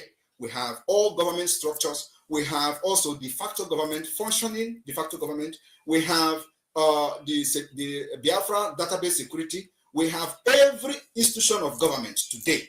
So when you are talking with people, you present them to know how serious you are. They will listen to you. And that's why the United States, that's why the Department of State are listening to us, because they have seen how serious we are. They have seen that we have become more organized than every other Biafra, not only Biafra, every other independent movement in the world. Nobody has done what we have done today. If you have any country that have done what we have done today, and they got independent, even though they got independent, tell me which country, from Bangladesh to Lithuania, to all those countries, tell me which country have actually laid the foundation the Biafra government have laid today. Nobody. We have done, better than any other country. And that's what it needs to be done, because Nigeria is a very complex state. And we know the Nigeria status in the global community. So it needed something sophisticated to be able to break through. And that's what we have done. That's why everybody is listening to us today. Thank you. All right. Thank you so much, Christian. Let me ask a question from the comment section. I do get questions from here. So this one says, do you as Prime Minister have a relationship with Nnamdi Kanu's family and lawyers? People should understand, and they should know how to differentiate Biafra movement from Nnamdi Kanu's family. Mazi Nnamdi Kanu is an agitator like me, like every other person. He is a Biafra, he is a leader of indigenous people of Biafra. So the Biafra freedom is not tied to him, and it's not tied to his family. So did anybody know my family? Did anybody know Wazuke family? Did anybody know Ojukwu family? Ojukwu have family too. So Mazi Nnamdi Kanu should be respected as a leader of indigenous people of Biafra. Only him that I am, my alliance or allegiance goes to him alone. My loyalty goes to him, not to any other person. It's not a family business. Biafra is a nation that everybody can fight to become one of the leaders of Biafra until Biafra comes. So people should stop this whole Nnamdi Kanu family, this one and that. No. He is my leader. I am his disciple. And under this particular movement, I say that if Nigeria refuse to release him, they will pay dearly for the kidnap. And they are paying today. That is what leads to what is happening today. And we're not going back. Okay, one more question from the comments before we go to the people in here. This one says that the Tinubu government is known for sharing rice. Does this movement support the people in Biafra land with palliatives to ease the suffering? We support palliative, but it is not all about palliative. Palliative cannot solve any problem. But sometimes we do palliative to help the people, but it is not, we are not basing this agitation or liberation based on palliative, no.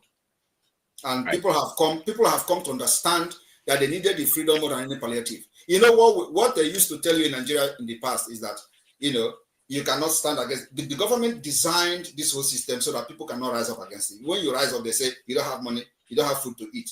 We have been able to defeat that. Who can believe that Biafra will lock their shops? Nobody will believe. But today, they are doing it because they have come to understand the importance of freedom, that they need freedom more than anything. So it is not about palliative, but whether we do palliative, yes, we do. All right, Henry, you're next. Yeah, good evening, Mr. Rudolph, and good evening, Prime Minister Samuel Ekpan. Yeah, let me go first on this. From the beginning, I supported Nnamdi Kanu, even though I'm not a Biafran. I support this movement because it was before he was talking about one Nigeria then. Before Nigeria turned against it, Nigeria was not favoring its people. Then it changed to be it changed to be to fight for Biafra. So it's unfortunate they went to kidnap him from Kenya. They bring him back to Nigeria. My problem is, do you believe some of those people in the Igbo not against Nnamdi Kanu still being in prison now? Because I see no reason why they keep him there, because there's no crime he committed. The government could not charge him to say this is your crime, prosecute him. They still put him there for how many years now? So what you don't think some of these Indian people, they are against him? You don't think this? And secondly, I will not be happy when I see people, they force some videos I see to sit at home. Those people who are beating, or I don't know what, I will not use that word here. Those who are aggressive to these people don't close their shop in Biafra land. Is it proper like that? Is it by force to close your shop, or you have to be free. They should be free to choose what they want to do. Is it not wrong to force people to close their shop? That's my question. All right. So nobody is forcing anybody to close shop in Biafra land. Biafra are closing their shop willingly. And if you can also share the video of them responding to Soludo, not just the video of Nigeria agent trying to blackmail what we're doing. Share the video of the Biafra business people, traders responding to Soludo. That is the video you should be addressing. Because there are many videos where people are telling Soludo, come and drag us out of our house now. Why are you not addressing that? That is the real Biafrans, not those that Nigeria hired in order to blackmail me, thinking that when they start beating people in the market, I'm going to run away. No, we know those games. You should be addressing when Biafrans are talking. Biafrans are those who were making video telling Soludo to come with a trailer of key to lock their shops. Those are Biafrans. They are sitting at home willingly because they understand the fight we're fighting. It's just like many of you understand the fight, but the only thing is that you are too little-livered to do what Biafrans are doing today. So when they are doing it, you are concerned. Why are you not worried about people that have been killed in the other part of Nigeria? Why is Biafra more interested to you when people are not actually getting killed? Even if those who come to blackmail us by hitting people with a stick and all that, is that more cruel to the people that are getting killed all over part of Nigeria? Why are you not worried about them? Or are they not Nigerians? There are people who give birth to IDP camp in Benue State, and their children are 19 years old now, living inside IDP state, which means they have been living in IDP camp for more than 19 years. And there is no plan of them going back to their ancestral land. This should be your concern, not Biafra people sitting at home. No, sorry, Rudolph, sorry, please.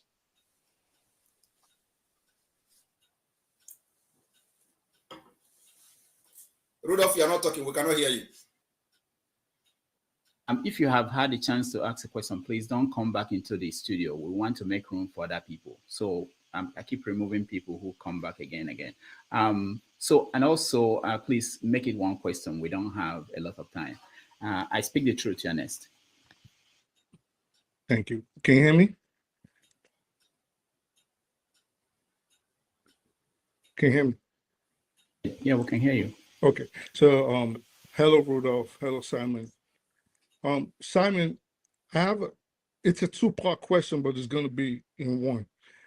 You've told us about your plan for 40 states, but what I think you haven't been clear about and what you haven't really told us is which states presently will encompass this new nation that you envision, because while you said earlier on the show that it will be made up of a confederate group of states, will these states just be the 1967 Eastern region, like you referenced, or, like Nnamdi Kanu said, expand to places as far as Kogi and Ondo? Because if so, me playing devil's advocate, if I was a military strategist or a leader from the old Western region, and which you have admittedly said, this will end on the negotiation table, I will be antsy that you are not only on my border in the event of a potential military skirmish, but that you will also control both sides of the River Niger. So where exactly in the geographical space being disputed today will make up Biafra? Thank you. Thank you very much. I don't know if you have been following the Biafra movement, but we have a defined map and we have a defined territory. So if you are confused about where is the Biafra territory today, I will urge you to visit the Biafra government website, where you have the current map of Biafra, that those maps were done by people, the indigenous people in those areas, not Simon Ekpa. So the people that make those maps are the people, the indigenous people of those lands. It is not by Simon Ekpa. So if you are disputing the map or you don't want to be part of Biafra, then you have one vote. You have one vote to say, no, I don't want to be part of Biafra. And in a democratic system, it is always majority carries the vote.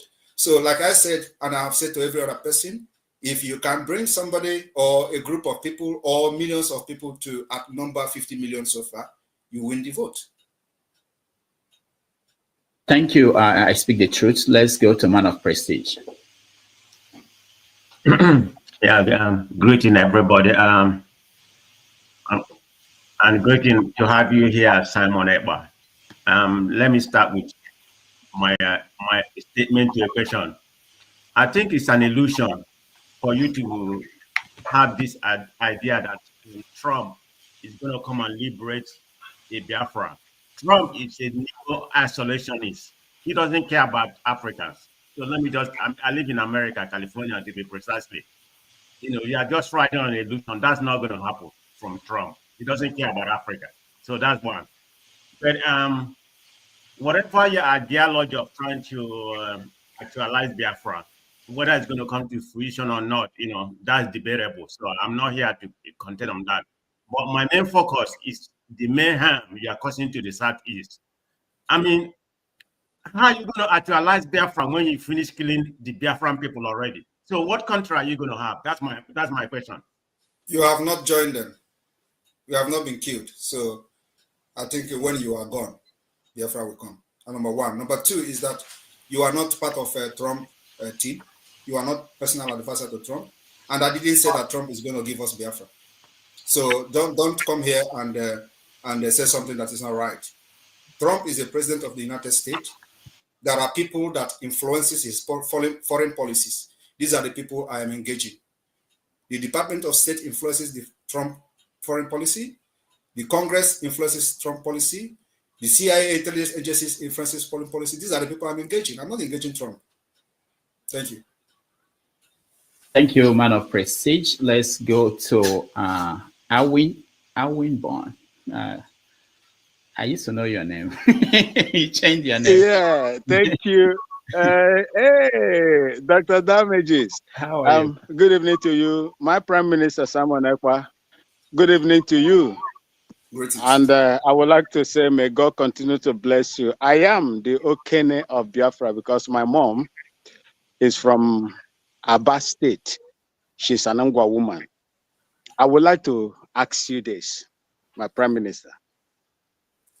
Are you the first Prime Minister to organize or invoke a republic in exile? Thank you. Thank you very much. I am not the first Prime Minister of a government in exile, and there are many countries that have regained their independence or restored their independence or sovereign state through a government in exile. So the only thing is that what we are doing today is very different somehow, because a country like Nigeria needed a very drastic measures that we are using. And that's why we adopt this 4 different approach, which is the political approach, diplomatic approach, the armed struggle approach in the self-defense, and the civil disobedience approach. So we are fighting Nigeria from all angles. Thank you. Thank you. And let's go to electricity. Yeah, thank you. Thank you, Dr. Man. Good evening, Simon. Mine is just clarification. It's a follow-up to, can you hear me? Yeah, we can hear you. Yeah, it's a follow-up to Okija question. You referenced 3 religions officially recognized in Biafra state. You live in Finland, and Finland's constitution guarantees freedom of religion and freedom of conscience. 0.4% of the population have official membership. Is it the case that they will practice Islam in Biafra if it ever happens, but will not be officially recognized? Okay, go ahead. Or is it the case that Muslims will not be allowed in Biafra? Just clarification, please. Thank you very much. We are going to sign into law the United Nations Treaty that protects every person, both religious person, both minority group. So those laws will be signed sent into law in our local law constitution, and it will be respected. So, but what I'm telling you is that the official religion remain Christianity, Jewish, and traditional religion. This is the official that we have in Biafra territory. And just like you go to Saudi Arabia today, you don't go there to question the laws while very hostile to some certain religion and all that. So we are going to have that in Biafra land, but we are going to respect international law, especially the UN Treaty on the Protection of Human Rights. Thank you. All right. Thank you. Paul, you are next. Thank you. Thank you so much, Mr. Rudolph. Can you hear me? Yes. Okay. Mr. Rudolph, good evening, sir. Mazi Samanaba, the Prime Minister of Biafra. Thank you. And I greet everyone in the panel. I have a two questions to ask you, the Prime Minister, and then I will ask it in one.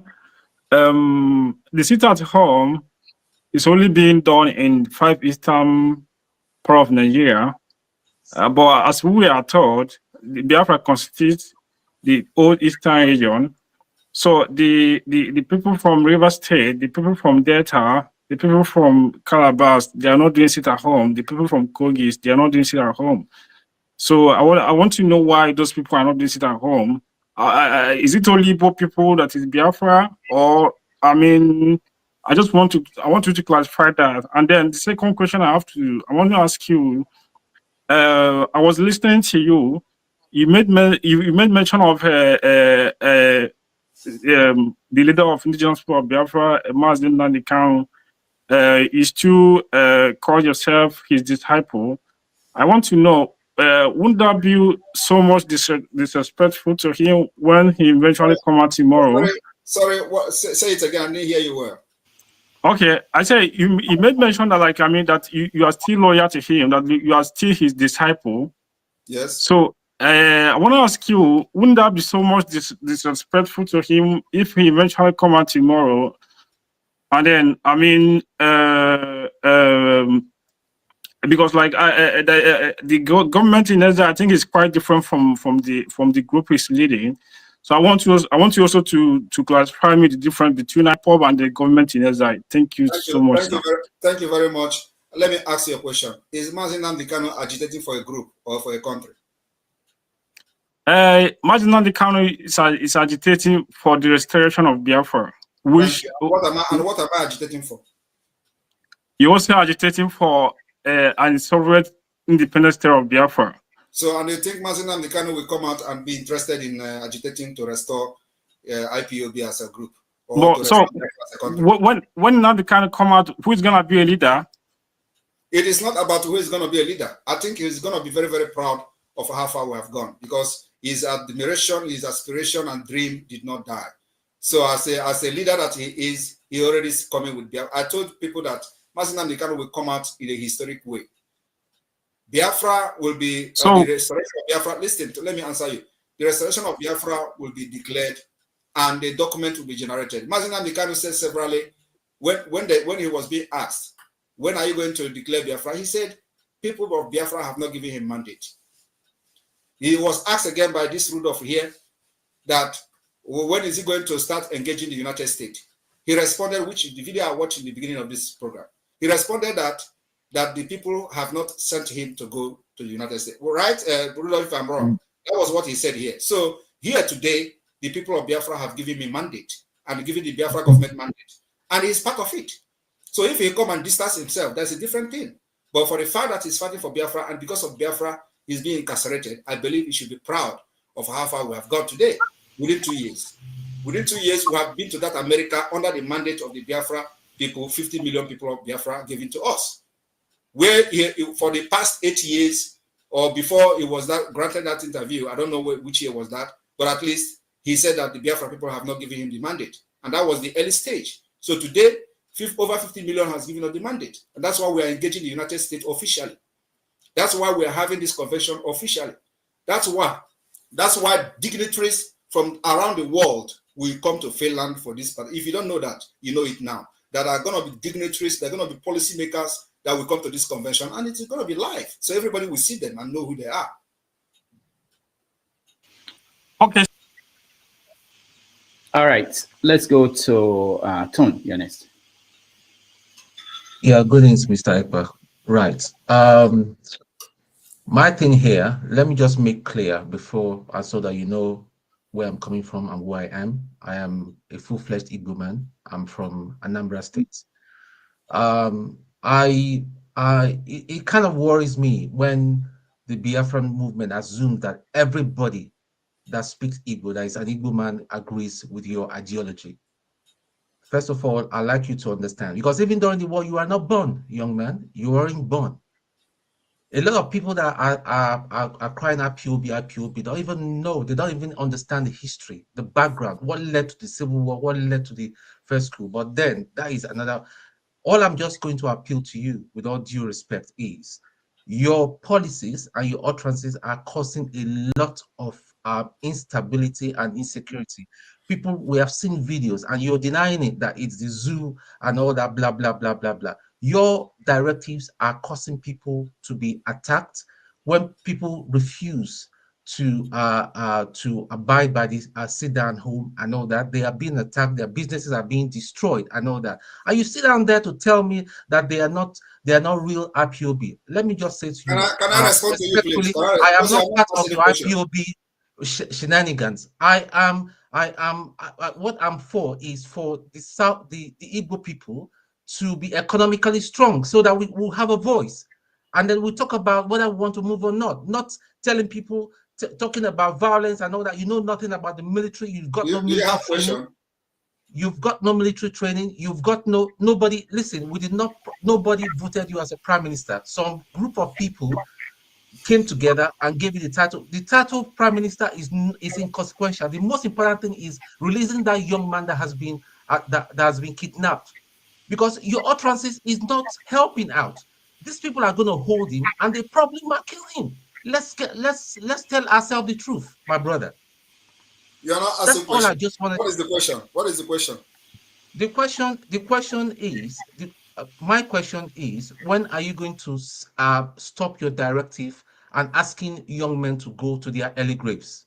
It is not right. When you don't buy, because having book by your side does not make you educated. It is not right, Mr. Ekman. It is not right, with all due respect. You sit down there in Finland, you're directing them to go to their early grave. That is wrong. You never buy now. All right. Thank you, Ton. Kene, you're next. He come here with books as if he's educated. He's an idiot. The Prime Minister of Biafra land. I greet you, my brother. Welcome here once again. Last time you were here, I asked a question strictly on your plans on how to secure our people, especially the lives and properties of the Biafran people. And your response was very marvelous. And I've seen the result of what the ESN under your leadership is doing in our land. Thank you once again. Biafra Liberation Army. Yes, Biafra Liberation Army. Sorry. Thank you once again for coming today. And as we all have witnessed, some of our saboteurs, they are meeting their ancestors or their creators on their own accord. Thank God, God is doing the wonders for us. And I will especially thank you for how you guys have deterred the IDP camp that they brought or they wanted to bring down to Imo State. Thank you for that job. And again, I come with the same question, but in a different way today. Today we have army checkpoints in Biafra land. I think there was this YouTuber that went around counting army checkpoints in our land, and it's just so annoying to see this kind of thing going on in our land. And I saw a video where coal is being mined in one community in Enugu State, I think Udi area. My question to you is, what effort are you guys doing to making sure that our resources are being preserved? And especially that these good for nothing Nigerian army and police that are everywhere on our land, aiding kidnapping of our people, that they are being sent back to wherever they come from. This question is very, very important because it bleeds my heart if I see this thing going on in our lives. I believe in your ability to, get their senses back to where it's supposed to be. So please, my brother, I will want you guys, if you choose not to answer this question, that is fine, because I know you have your way of doing things. But I want to encourage you to continue your good work. Somebody asked a question, which I don't see that as a question. I see that as maybe he just woke up from sleep. That if you are not here, who takes over from you? And I answered from the comment section that the likes of Kene are in millions waiting to take over. But nothing will happen to you, my brother. Thank you. All right. Thank you, Kene. All right. Thank you very much, Kene. Well, I would say that the checkpoint, we continue to dismantle them, and it is not going to stop. We know it's going to take a long time. Like, you know, Nigeria is a country with 3 trillion naira in defense. That is the country we are fighting. So trying to defend our people from this kidnapping and all that. So we will continue to engage them. Like I said, what we are into now is called the war of attrition. And they know better what is the meaning of war of attrition. And if they are ready for that, we are in for it. So it's going to take time, but we are going to win this war. Nigeria can never win this time around. So those checkpoints will be dismantled. It's going to take time, but it will go. The only thing I say is that those who are coming to those checkpoints to enforce the disappearance of Biafrans, I don't know what they are going to do at the end of the day when we are going to sit on the round table to discuss the partition of Biafra and Nigeria. What would they tell to the Ndemo when they are there? That the reason why they fight for no reason. Because at the end of the day, Nigeria, as I'm talking to you today, Nigeria know they have lost this to Biafra. So, and after the December convention, we are going to start, you know, enforcing the eviction of Nigeria interests within the Biafra territory. What are these interests? This thing you said now about the mining of the coal, this what you said about you know, the exploitation of our natural resources. We'll engage them. And let me also tell you that in case they don't know, we are coming for tax collectors. You will never collect tax in the name of Nigeria. Very, very soon.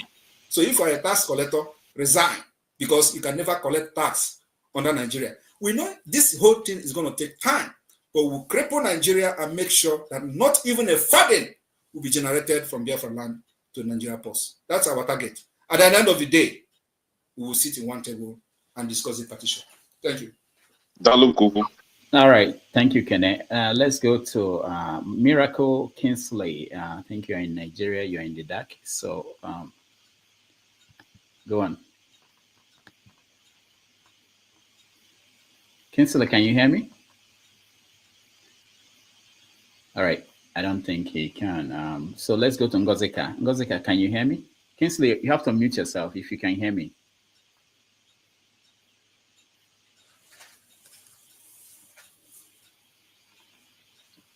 Okay, Kingsley can't figure that out. For now, let's go to iconography. You're next. Okay, can you hear me? Yeah, go ahead. All right. So I was going to ask a question about the timeline at first, but I think I should leave that first. Speak up. We keep hearing about the 50 million people that voted. Okay. And like that. So the 50 million people, and what I would like to ask is, can we, this thing I want to ask for now, will give credence to the numbers that are being called. Can we get like some things that show how the election went? So an electoral map that shows the different areas where the votes came from that the 50 million votes came from, the spread of how the registration happened, because I don't think you just allowed anybody to vote. It was that you confirmed who they were before they were eligible to vote. So the 50 million votes that you're talking about, where did they come from? How did they spread across the eastern region? Where are the people? Who are the people? Or let me say the demographic of people that. All right. Thank you. All right. Thank you very much. Thank you. Thank you. The Biafra government officials will make that particular information public during the convention. But I tell you that we have everything documented, just as you see them voting on the videos we have released so far. Every county is voting. Every state have their voting and electoral officials, and we even have the names of those who voted. So everybody who participated in this voting has a name. So it is not just coming to ask where did they vote and all that. Everything is well documented, and the voting is still ongoing as I speak. It will end on the 28th of this month.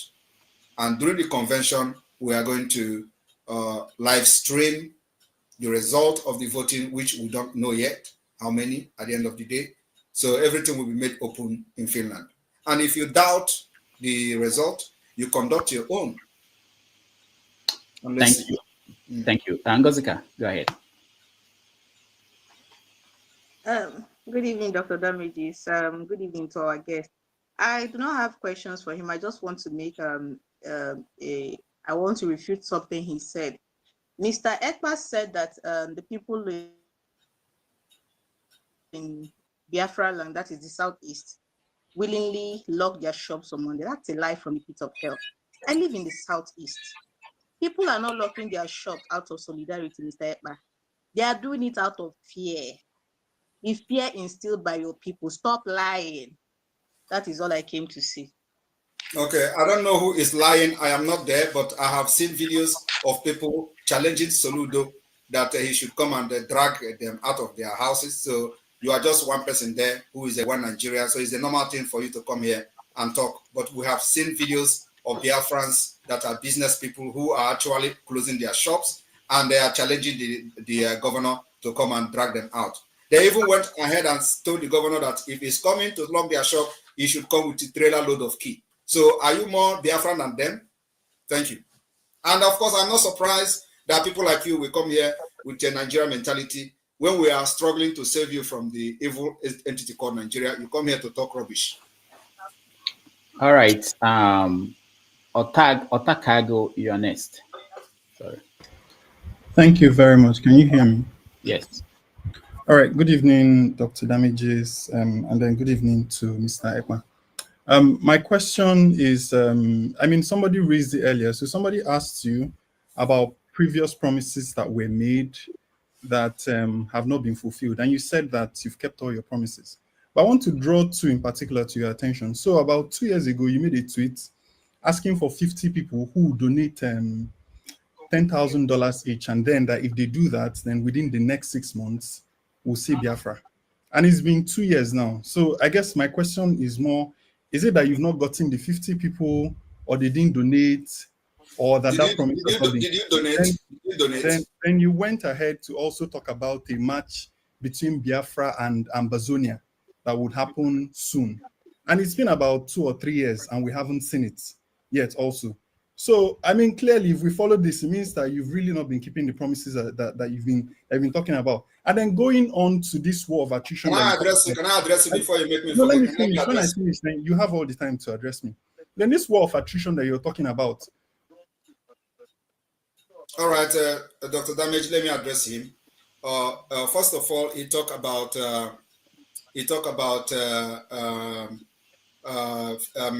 Ambazonia and the Biafra match, and I will put it to him that which one is more, more recognized thing between Biafra and Ambazonia, when we have what we call Biafra and Ambazonia Helsinki Declaration in 2023 here in Finland, in Helsinki.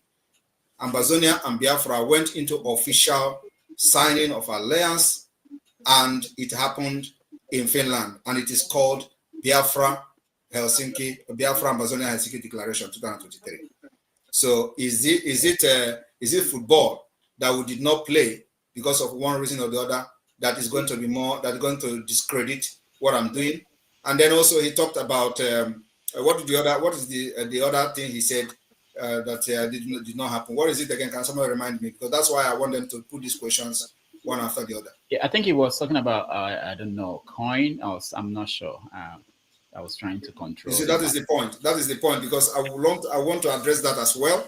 Yeah. But anyway, so the point is that every promise I have made, I have all fulfilled all of them, and even better. I remember now. He talked about the money, that 10,000. Okay. So I wanted to ask him a question.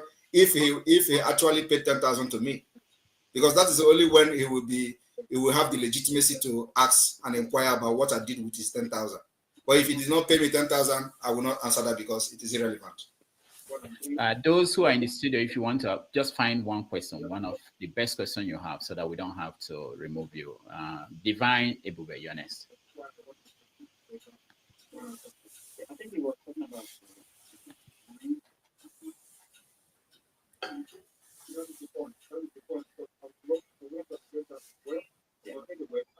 Good evening, everyone.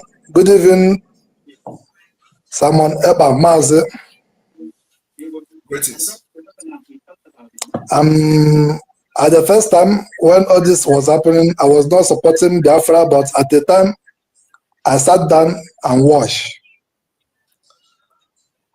I see that your work is fine. You are doing a great job. I must commend you for that. And I believe that your work will be done. Biafra will come.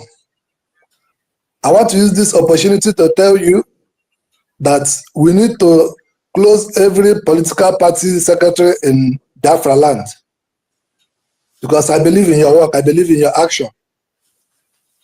We need to close every political secretariat in Biafra land to show them that we don't want that their policies, that's their dirty politics, terrorist politics. We don't need it in Biafra land, and that will be okay for us before December 22, December 2nd, the declaration of Biafra.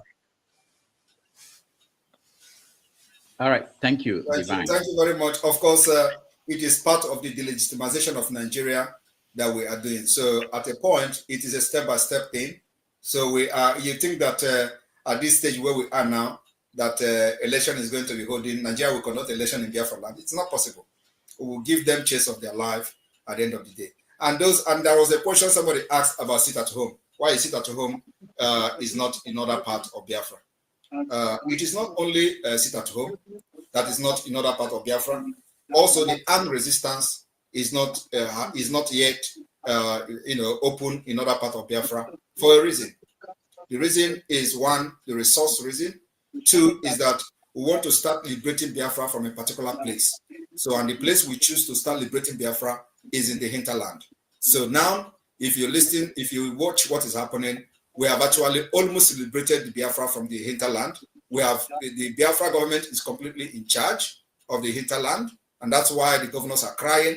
And so, if you follow what Sowore said just recently, you understand that practically the Southeast have actually left Nigeria. It's part of this particular. Can I ask a question? Let me ask only one question. After the declaration of Biafra, what is next? How do you think this will be? Will this lead to war? No, we are already at war.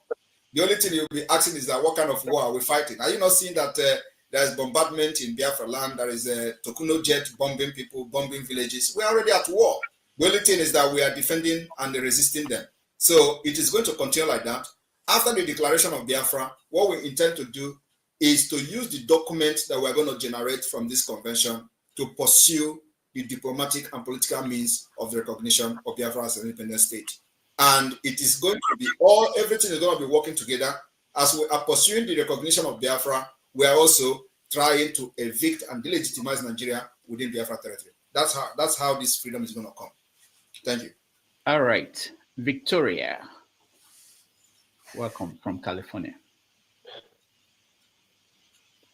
Thank you. Namokonkwa. On board. On board. On board. What I got to say is about 98% of whoever had come in this please, my fellow panelists, you know me, I don't follow nothing, but I will hit around and get it. I salute all of you. Other than Kene, nobody has said or asked, what do I do to get this done? Come on. The only thing I'm going to say is this. Take it as a question or anything. I told you, my prime minister, there is no name under the earth that can qualify you. I told you that. So, I'm saying,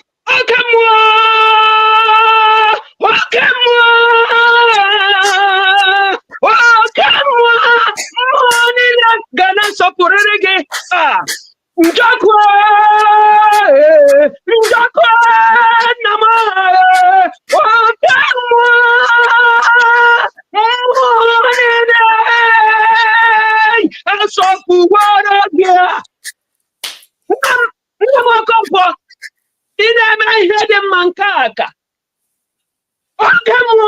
jiri gawa Chineke no where jiri gawa. Ekelem. Thank you, Mbore in California. Let's go to Mazi Prince, also in California. Yeah, Dr. Damages and Mazi Simon Ekpa. You know, I don't know about that Prime Minister of a thing. However, with no disrespect, how come the Monday sit at home, you know, that is ongoing in most part of the East is not happening in your village in a Ebonyi state? And that's my question, please. Charity begins at home. Thank you. Anybody that's told you that there's no sit at home in Ebonyi state, the person is lying. And those propaganda doesn't move us again. The entire Southeast, as Nigeria call it, is under lockdown. No place that is not observing it. And just for you to know, I am from India. All right. Thank you. Let's go to... I'm only helping Biafrans to get their freedom. I'm from India. If that is going to be enough. Let's go to Becky. Becky, you're next.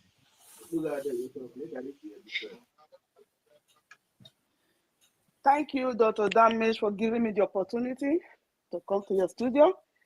Actually, I come here to honor His Excellency, our Honorable Prime Minister.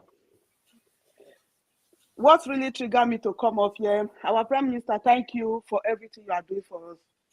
God bless you. And you will live long and eat the fruits of your work. What really triggered me to come up is a question that somebody asked before and said, who are those 50 million? I come here to tell you that me and my entire community in all the states, I am not an Igbo man, but I am from Edo State, Edo Biafra. I am an Edo, I am born in, I'm a Biafra, but from old Edo State, which is now Eden State. Me and my entire community, we voted for the referendum of Biafra. A lot of Kingsmen in the Edo, a lot of Enoge, they were very pleased. Even the time they were uploading picture, they sent their picture. Chiefs, they sent their picture for me to vote for them, for me to assist them for the voting for the Biafra referendum. I'm telling you that the entire old Edo State supports His Excellency for what he's doing for us, because he's here to give us that freedom we have been fighting for. We have been a slave in our own country. Do you know what it means for your mother to die of ordinary stomach cancer in that contraption called Nigeria? Stomach cancer is like an appendix here in Europe. I live in Germany. Stomach cancer is just like an appendix, but in that contraption, that war zone called biological Nigeria. Sorry for that word. I don't know. You said no insult here. I'm not insulting anybody, but that is what it is. You will go out in the morning. It's a war zone. When you go out in the morning from your house, you will not know if you will come back home. Do you know how many people have been kidnapped in my community? Fulani killed in my community. So I see somebody that come out and fight for me and fight for the future of my unborn children. So you that is asking that question, shame on you. If you are from Igbo, if you are Igbo speaking Biafra, shame on you for not supporting our Prime Minister for the good work that he's doing. Because we are proud of His Excellency. We are proud of what he's doing for us. We are proud for the fight he's fighting for us, for our people.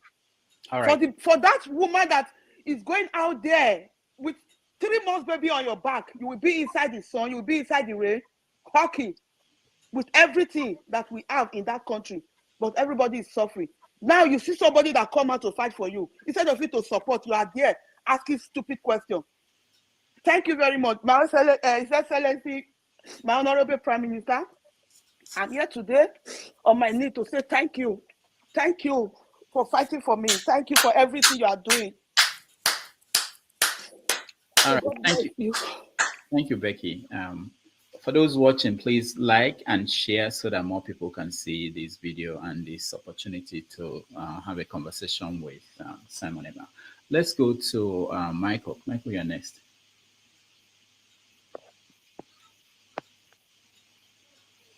Michael, can you hear me? Okay. Yeah, I can hear you. Good evening, everybody. Okay. Yeah, go ahead. Your question. Okay. My question is for Biafran Prime Minister, Mr. Simon Ekpa.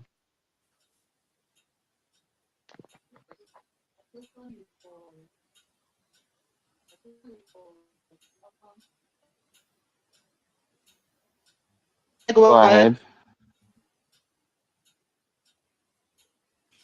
Go ahead, Michael. All right, let's skip Michael. I think he's... Michael, can you hear me? I can hear you. All right, we skip Michael. Let's go to Agolo Nwa Henry. You're next. Okay. Good evening, Dr. Rudolph. Am I coming out clear? Okay. Good evening, my Prime Minister, His Excellency, Mazi Simon Ekpa. I called into the program not for any question, but a testimonial of what is going on and how it is. First of all, coming out is something, that's why I and Dr. Rudolph had a little off and on. I'm calling from the homeland and from Biafra land precisely, and I can tell you that it is testimonial of what's going on. Before the arrival, for those of you, because most of you saying this, most of you based in America, you based in USA, you based in Europe, you're not in the homeland. But I will tell you this for free today that EML, Edeji Benwe, and that thing is what I'm here to tell you. Understand? Before the emergence of PM, we know how the zoo, then we know how here has been. We know how the zoo has been. And since the existence of PM, who can testify how the zoo has been, which is of good. I'll use the answers as an example because most of you may not experience answers, but you heard and watch of it. Now, what caused answers? Military and a young boy in a white Hilux, in a white Lexus. Now that caused answers, and during answer protest, which is a civil demonstration, youths were gone down. You understand? And up to today, justice for them is of nowhere. All these things are happening in the homeland. We know how youths are going down on a daily basis. And now that Prime Minister has emerged, I can tell you this for free that of this axis is very cool.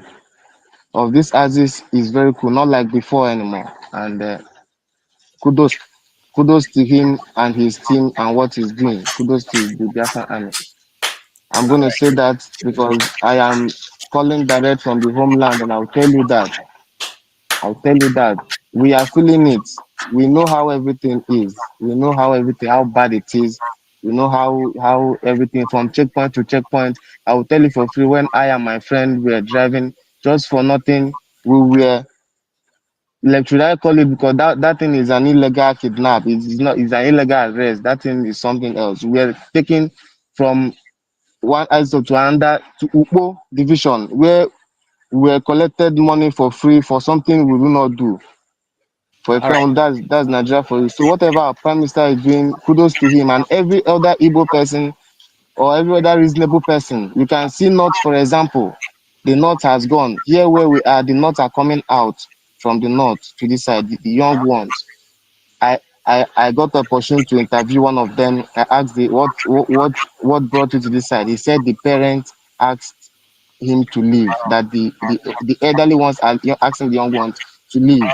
And I asked him why, and I know why, but I'm asking him to confirm what's going on. it now seems that they are running out. It means that the Boko Haram have taken out the north and the youth cannot stand it anymore. The older ones are asking them to leave, and truly they are leaving. But we, in our own ground, we are standing firm. And I want to tell each and every of us to support His Excellency now, because now we have the key. I don't know after saying this now, I don't know how it's going to be, but now we have the key. We have the key now. Support him financially and every support that he needs. Let's push this now for human betterment. Thank you. Kudos. All right, thank you, Agolo. Let's go to Tobias. Please, your question, sir. We are running out of time. He has spent over 2 hours. We agreed on 2 hours. So just go straight to your question. Tobias, you're next. Yeah, Dr. Damage, good evening, everybody. Good evening, Prime Minister Simon Ekpa. Greetings. Yeah, I just have few questions to ask. Because, No, one question. Why few? One question, please. Okay, just one question. Yeah, just find the best. Okay, Mr. Simon Ekpa, the Prime Minister, is actually doing a good job. Attention is coming to the East. And definitely with the level of things and the way things are going, we're going to see resistance come to the East. What will happen if it gets to the level where our people are being attacked outside the East? And what will happen if this attack is being brought to the East to attack the people? How are you forming our defense for the people at home? The defense is a security issue that I will not defend. I will not explain here, but we are ready to defend our people. And let me tell you that the war is actually happening already. You can see that the killing of our people outside Biafra land did not start today. It was what led to the war in the 60s. And after election in last year, our people were killed in Lagos and other parts of Nigeria. So it is not a new thing to us. The only thing I will advise our people outside Nigeria, outside the Biafra land, is to know how to defend themselves when the time comes. But you see, Biafra land, I will seal it. Anybody that crosses there will never leave when the time comes. I'm telling you the fact. Biafra will be protected. We will seal Biafra land. And let me just keep it here. But yes, we are already in that war with them, and we will defend our land to the last drop of our blood. No. No, Tobias, we can't get it. 2 questions. Let's go to Emma. Emma, welcome. Thank you, Dr. Rudolph. Thank you, Mazi. I am in U.S. Army for 10 years now. So I'm from Anambra State. I live in California. I have been seeing things happening in Biafra land, like Fulani terrorists, how they invade the farms, and all the atrocities they are doing. So based on like let's say 5 Eastern governors, I believe that the reason why most of them, like people like Soludo, people are not paying too much attention to him, is because they are failing the people. They are not delivering according to their promises. So now I feel like what will make our people not to be divided, but to come together and support you so much will be if you find a means to provide some level of great values in times of, and I believe it's super easy. For instance, if the diaspora, they contribute, let's say $10, $500, $1,000, we raise such a money, build a technological school in terms of, I'm I know that no kind of well. So, but there are other things besides Elbow in terms of technologies, because I want to use Israel as an example. Israel today, because they are highly technological, highly scientific, and they build their own people in terms of education, in terms of technology, with the back of US. They are small nation in Middle East, but they are dismantling every challenge on their path, including Iran and everything. So I am looking at the war of, let's say now, I know that the war of attribution, just as you said, is good, is great, because the Fulani terrorists, they want to Islamize Nigeria. That one's for sure. And they are doing all kinds of atrocities. So now, if there is a way, since our people are suffering, if there's a way for diaspora contribute money, like, maybe in terms of agriculture, scientifically raise a kind of a All right, support. Emma, can you round up, please? Okay. So my question, in rounding up, that's my own suggestion. If there's a way to help people back home in terms of economically, and also. No, also. Thank you, Emma. All right. Thank you very much. This your idea is very, very good and very nice and sounds so lovely when you are hearing it. But unfortunately, it is not possible under Nigeria. And that's why we have to do everything to get our freedom, liberate ourselves. And then this kind of idea you are talking now is why we are fighting what we are fighting, because it can never happen under Nigeria. Nigeria can never give you the atmosphere, the opportunity to create this kind of ideas and life that will help you to develop innovatively and to compete among nations. It is not possible. And why is it not possible? It is not possible because Nigeria have only one agenda for this whole 100 years of Nigeria. The only agenda they have is to Islamize Nigeria. And then they will begin to do whatever they want to do. So the issue of this particular, building, and if you, in case you don't know, Nigeria have a center to eradicate this thing you are saying now, and they call it a center for eradication of innovation and embracing Sunai. I don't know whether you are aware of that. Are you aware that they have a center to eradicate innovation? Google it now. Google Center to Eradicate Innovation in Nigeria. You're going to see them. They have it in Yoruba land. So you see that the ideology, the idea is not really, it is not compatible. Now you are bringing idea of developing, building something, some kind of technical center or scientist center or innovative center. While Nigeria Constitution under Islamic law, they have a center to eradicate it. So you see, it is not working, and this is what we are shouting about. So many people don't actually know this, but those of us who know, that's why we stand on our ground. That thing that is going to happen tomorrow, let it happen today. But our people must be liberated this time around. And we have the template to get Biafra out of Nigeria. Thank you. All right. Thank you, Emma. Let's go to Samuel Nande here next.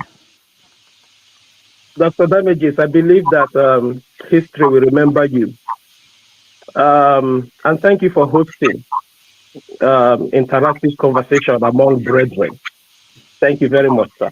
And I want to say a very big thank you to Mazi, Simon Eba. Thank you for all that you do. I will be very direct to the point. I have just one question, like Dr. Damages has limited everyone to. In Igbo land, they say Igbo Heze. That's one thing they say. They say Igbo Adi Honotu. But I love Mazi Nnamdi Kanu in the sense that he was able to bring some kind of unity among Igbos. And he was able to promote the fact that that's a lie in the Igbo Heze. And that leads me to my question. This is my question, Mazi. I got to know you through Nnamdi Kanu, or I should say you came to notoriety through Nnamdi Kanu. And the thing I noticed about Nnamdi Kanu is that he has great respect for Ojukwu, for example, and from some people. But while you were speaking, while you were delivering your speech, you made a comment that you might not be inclined to listen to Nnamdi Kanu because he is incarcerated, which is true, which I believe on that comment. But you made the second comment, which is what I wanted to clarify, that if Nnamdi Kanu is free, he has to come to Finland before you can sit down and listen to him. That sounded, with all due respect, a little bit out of place because if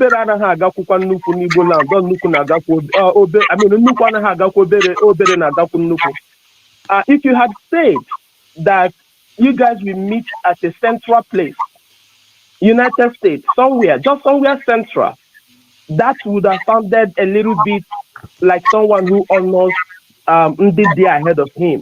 But to say that Nogademi is in Finland, there are many Igbo people that will not go well to their hearing. How do you clarify that?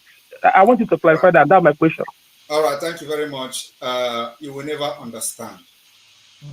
And it is not everything I will explain here for you. And I'm not here to entice everybody with my speeches. Take those what are good that I have made and remove those that you feel are not good. Take the good part of me and throw away the bad part of me. But the reason I made that comment, those who are in the spirit will understand me. And I'm not making it for people to love me, but that is a fact.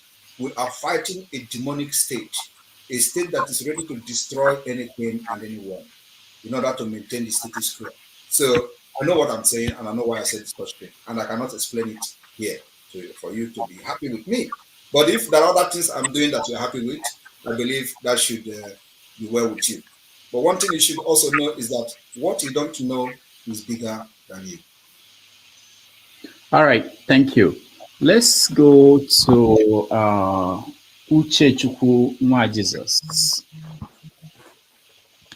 Good evening, Dr. Damages. Good evening, my Prime Minister.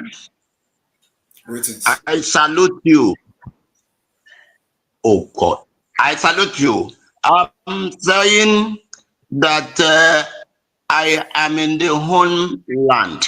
Somebody asked, what about that? How many people? How do you know people that voted?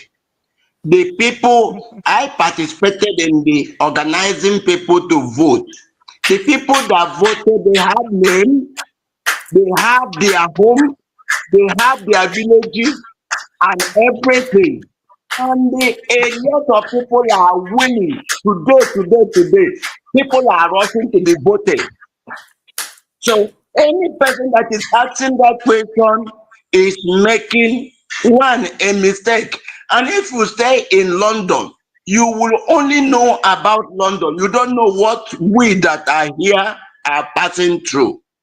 So my question now is, my Prime Minister, it was since 2021 we got to know each other. Even if you check your mail, you will still see my mails to you. And we have been following this together while I was in Lagos and all the other places. My question is now, we are going to declare on the 2nd, we that are on the ground, where and how are we going to lift our flags so that people will know that something has happened here? So that those people who are there thinking that nothing is happening here, will know that we are actually on the ground. God bless you, sir. Thank you very much for that. And it is good. I was actually expecting that everybody that is going to come here will be Damages group, you know. So I'm surprised to see people that are part of what we're doing. Honestly, I was not expecting anybody to come here, you know, to support or confirm what I'm saying. But I was just expecting that this is a platform for one Nigerianist. This is a platform for people who have a different ideology and ideas from what we're doing. So, but it's good to see some of you here. And I would like that we can have this particular discussion again after today. So Rudolph, take note of that, you know, because it is very imperative that as we approach all these people that have issues with me or with Biafra, they should come.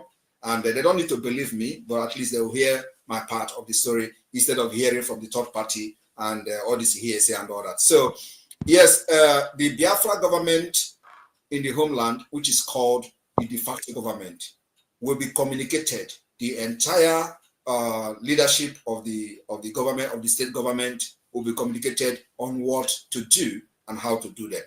So those who are part of the government will be informed and communicated on what to do and when and how. So those instructions will come from the internal memo. Thank you. Bless you. All right, thank you so much. Rudolph, you mute yourself. Thank you, Uchechukwu. Let's hear from Prince Sike. Mr. Rudolph, I thank you for hosting our Prime Minister. Our Prime Minister, I once again I want to say I appreciate you for standing before the world to clarify some things that one Nigerians have been trying to a kind of make people not to understand. Uh, I I just came online because of one thing. One of the things that made me to come online was when somebody was asking you who voted you. So I came in here to let everybody know that we the Biafrans voted you as the prime minister. So you are our prime minister, and that is the job you are doing. So once again, I want to appreciate you, but I will also end it with a question for the whole world to hear. There is one thing you always say when you started. You always told us that you know when Biafra will come. And this thing always a kind of, I believe a lot of people don't understand. But right now, the whole world can see that Biafra is here. We want to appreciate you, Prime Minister, and we say may the good Lord continue to keep you. Thank you so much. We thank you. Thank you. Thank you very much. And let me also make some comment based on what you said. And yes, I just want to inform Biafrans that my Prime Minister of Biafra today is going to be, this government will be dissolved. Immediately we start getting recognition from the international community. And then we'll start the preparation for the transitional government. That is the reason we have the de facto government functional. The structure is already in place.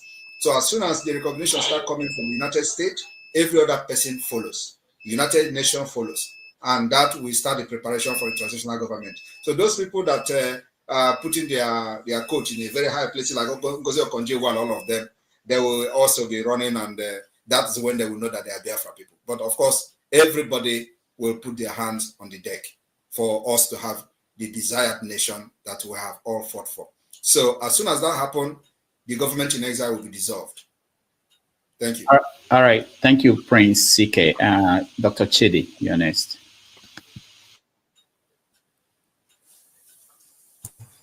Thank you, Rudolph. How are you, Simon? I'm very good. You blocked me.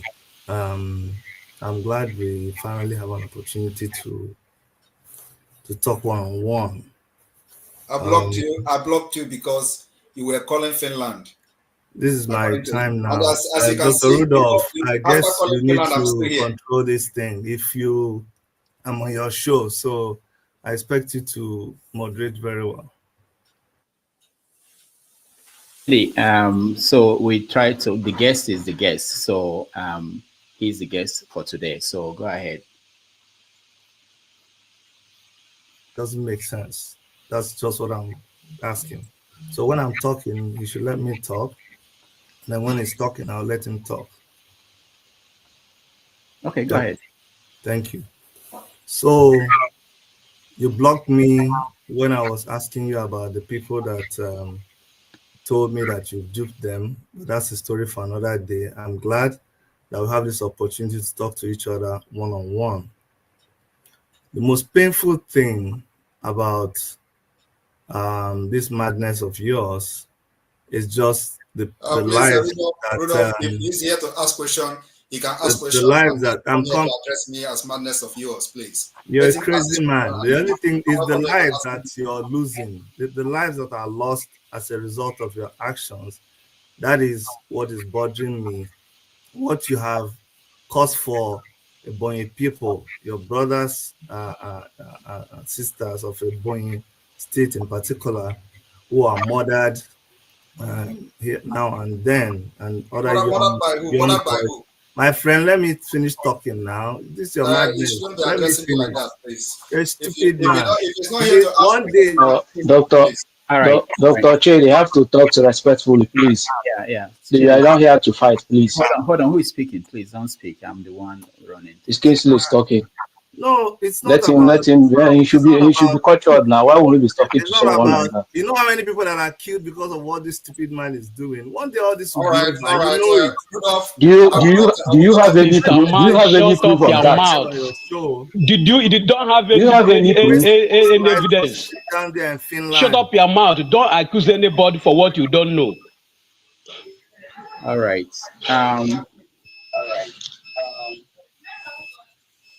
I'm sorry, guys. This is not good. I don't entertain people who are not moderating, trying to help the moderator. We have a guest and we want to respect our guest, whatever you think about him. And there are some languages we don't encourage. You can ask your question, any question you want, but you don't have to use words like stupid, and it's not acceptable. Not on this platform. I know that in the past people have.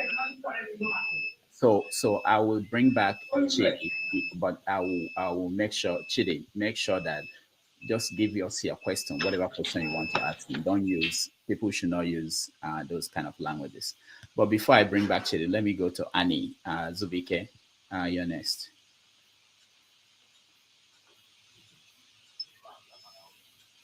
Dr. Grievin, sir. My PM, Obato. You're not talking, or it's muted. Yeah, Annie, we can hear you. Dr. Grievin, sir. Oh, My okay. PM, good evening, sir. I salute you. Waiting. I from homeland, Ebony State. Oshago precisely, Umuzakambo. All of us are here what he is doing, and we are appreciating you very well. Don't mind whatever they say. We people in homeland know what is going on. Forget those who are in abroad who don't know what is going on in our homeland. We people in homeland will know what is going on. Forget whatever they know, whatever they talk rubbish. Oblo shike, italo mogaba.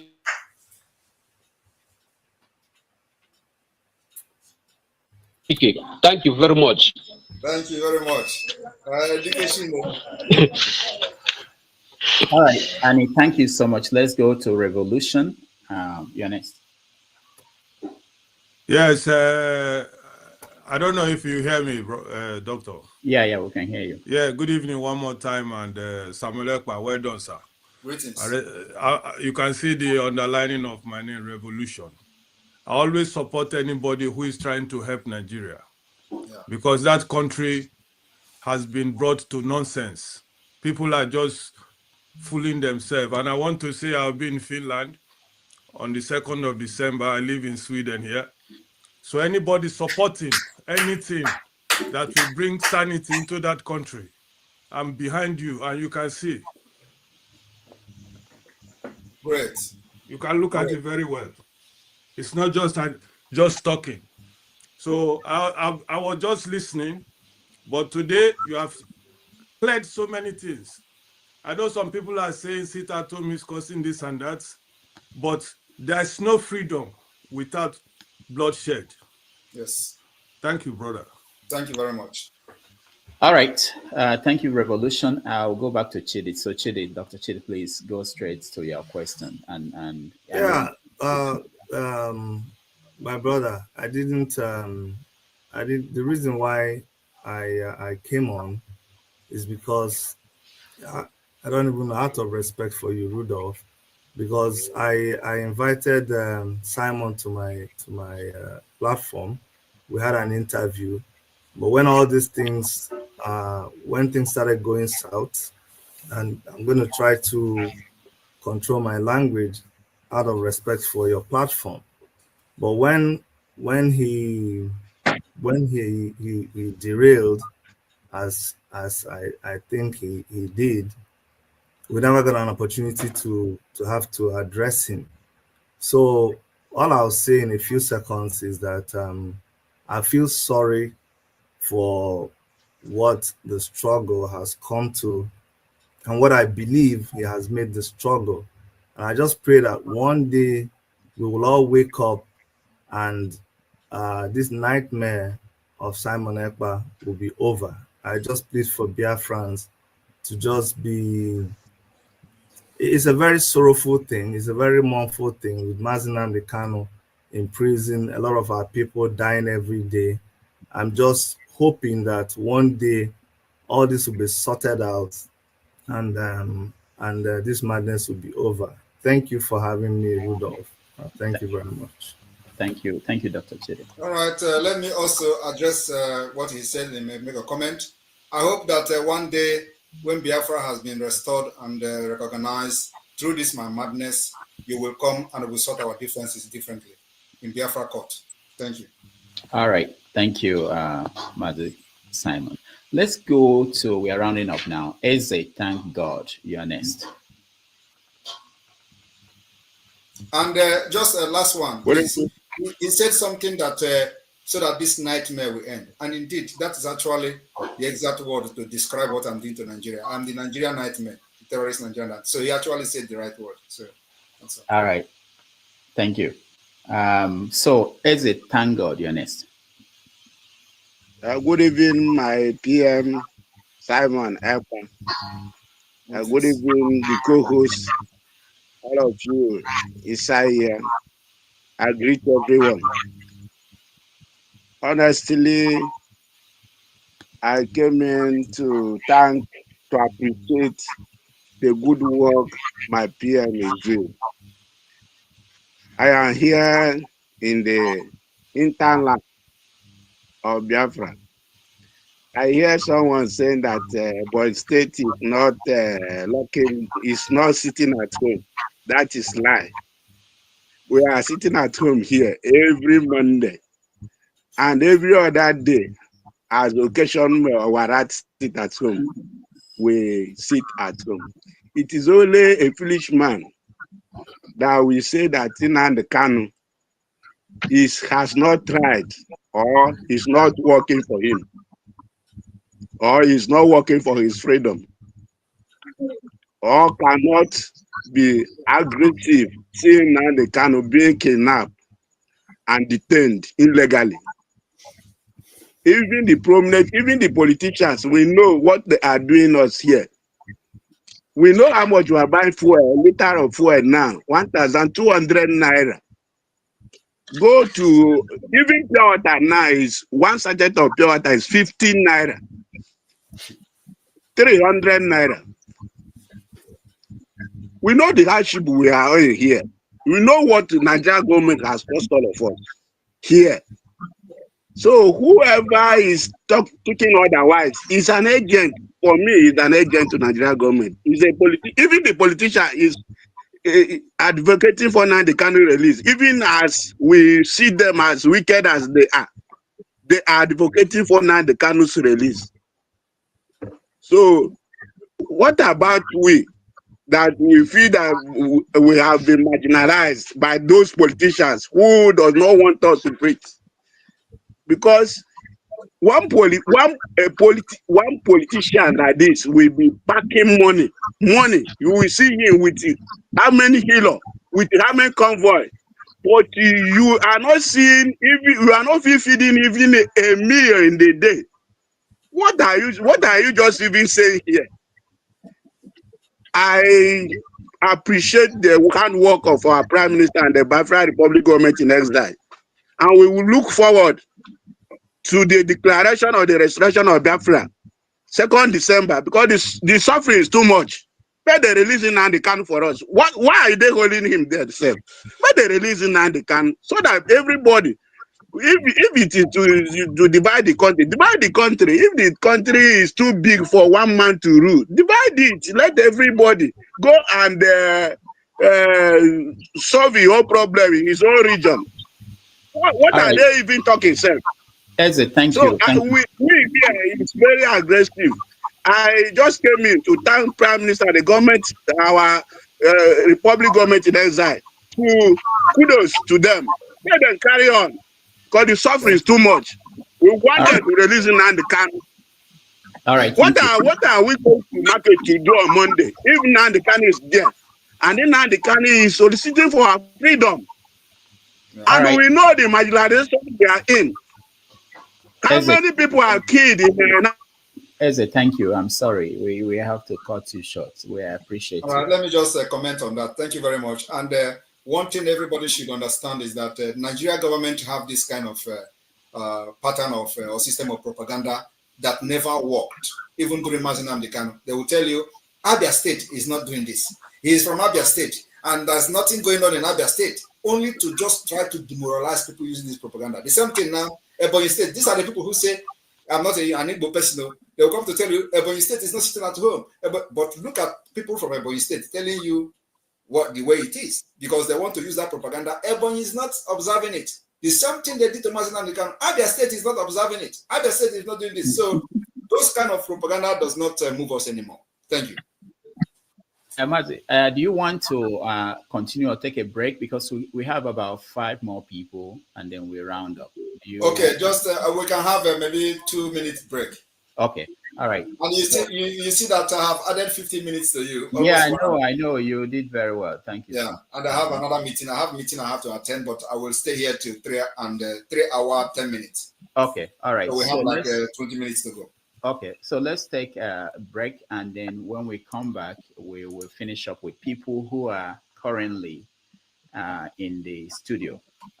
Thank you so much for joining us. We appreciate all of you.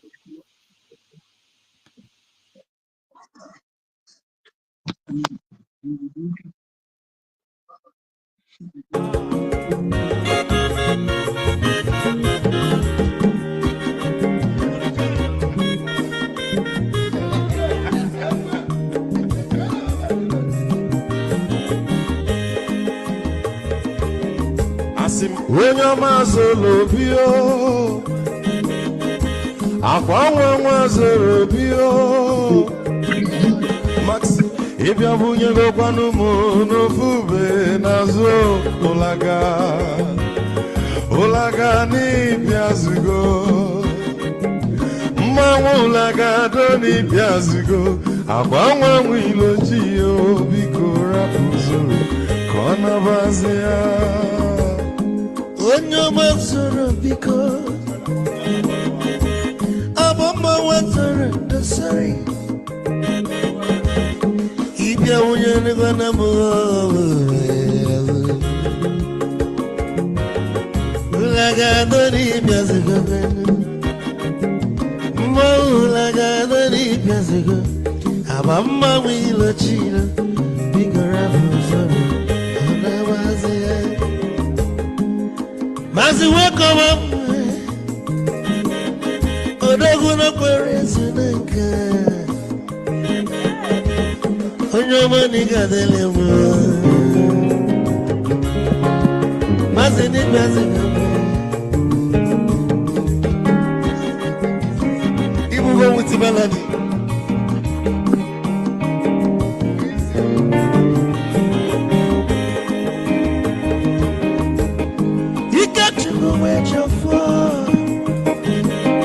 Odogu na chalanoka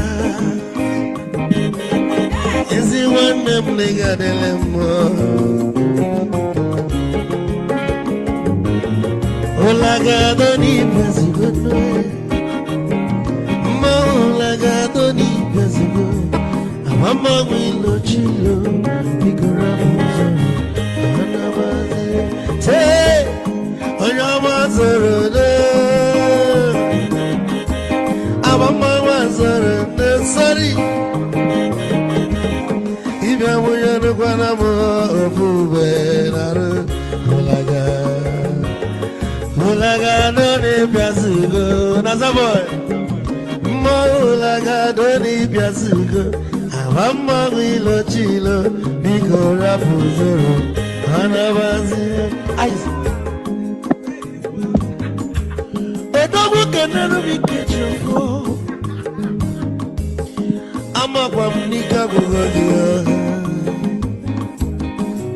Waligwe kwelona Ikejo mabele bege Hey, you won!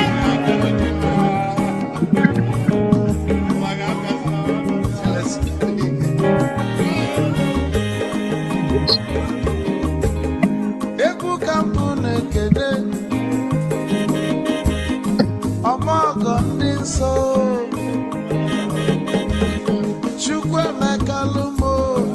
chukwu n'ịgaji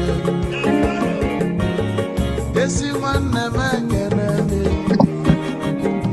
ịlapụlụ ife niile na-eme wee bịa nke gosili na anyị na gị bụ nwanne wisdom n'ịgaji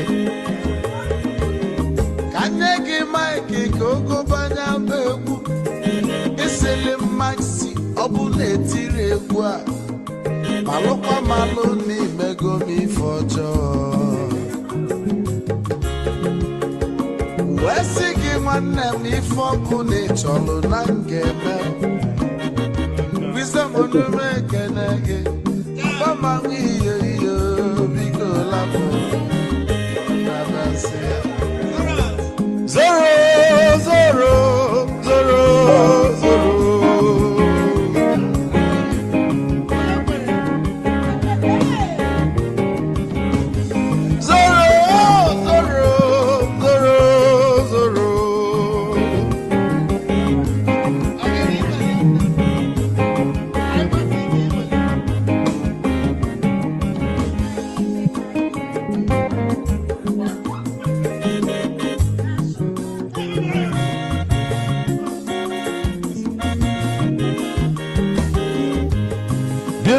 Joy na bugwa Hausa Sokoto Ujembe mwilo Anu solo mwe manofia nara Onye nwuro zurike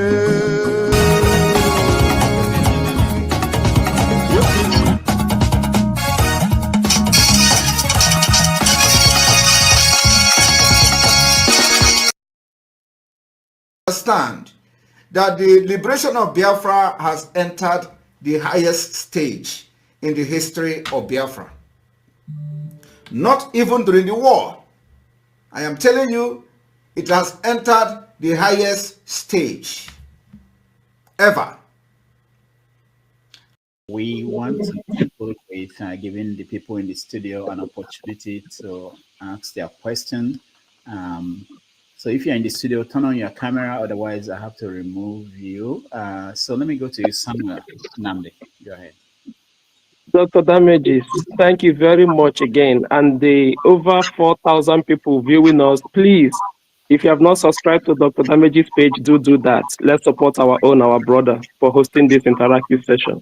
Mazi, Biko Barum, I wanted to come back with a quick rebuttal, because I believe that before Biafran Orientation Agency takes root, you represent that agency.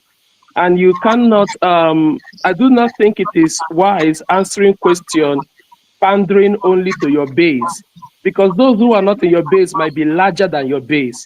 So when I ask the question of a legitimate Igbo culture and honor system, and I said, Nnamdi Kanu ga-abịakwute gị na Finland maka na nnukwu anaghị agakwa obere, isi na manoho in the spirit.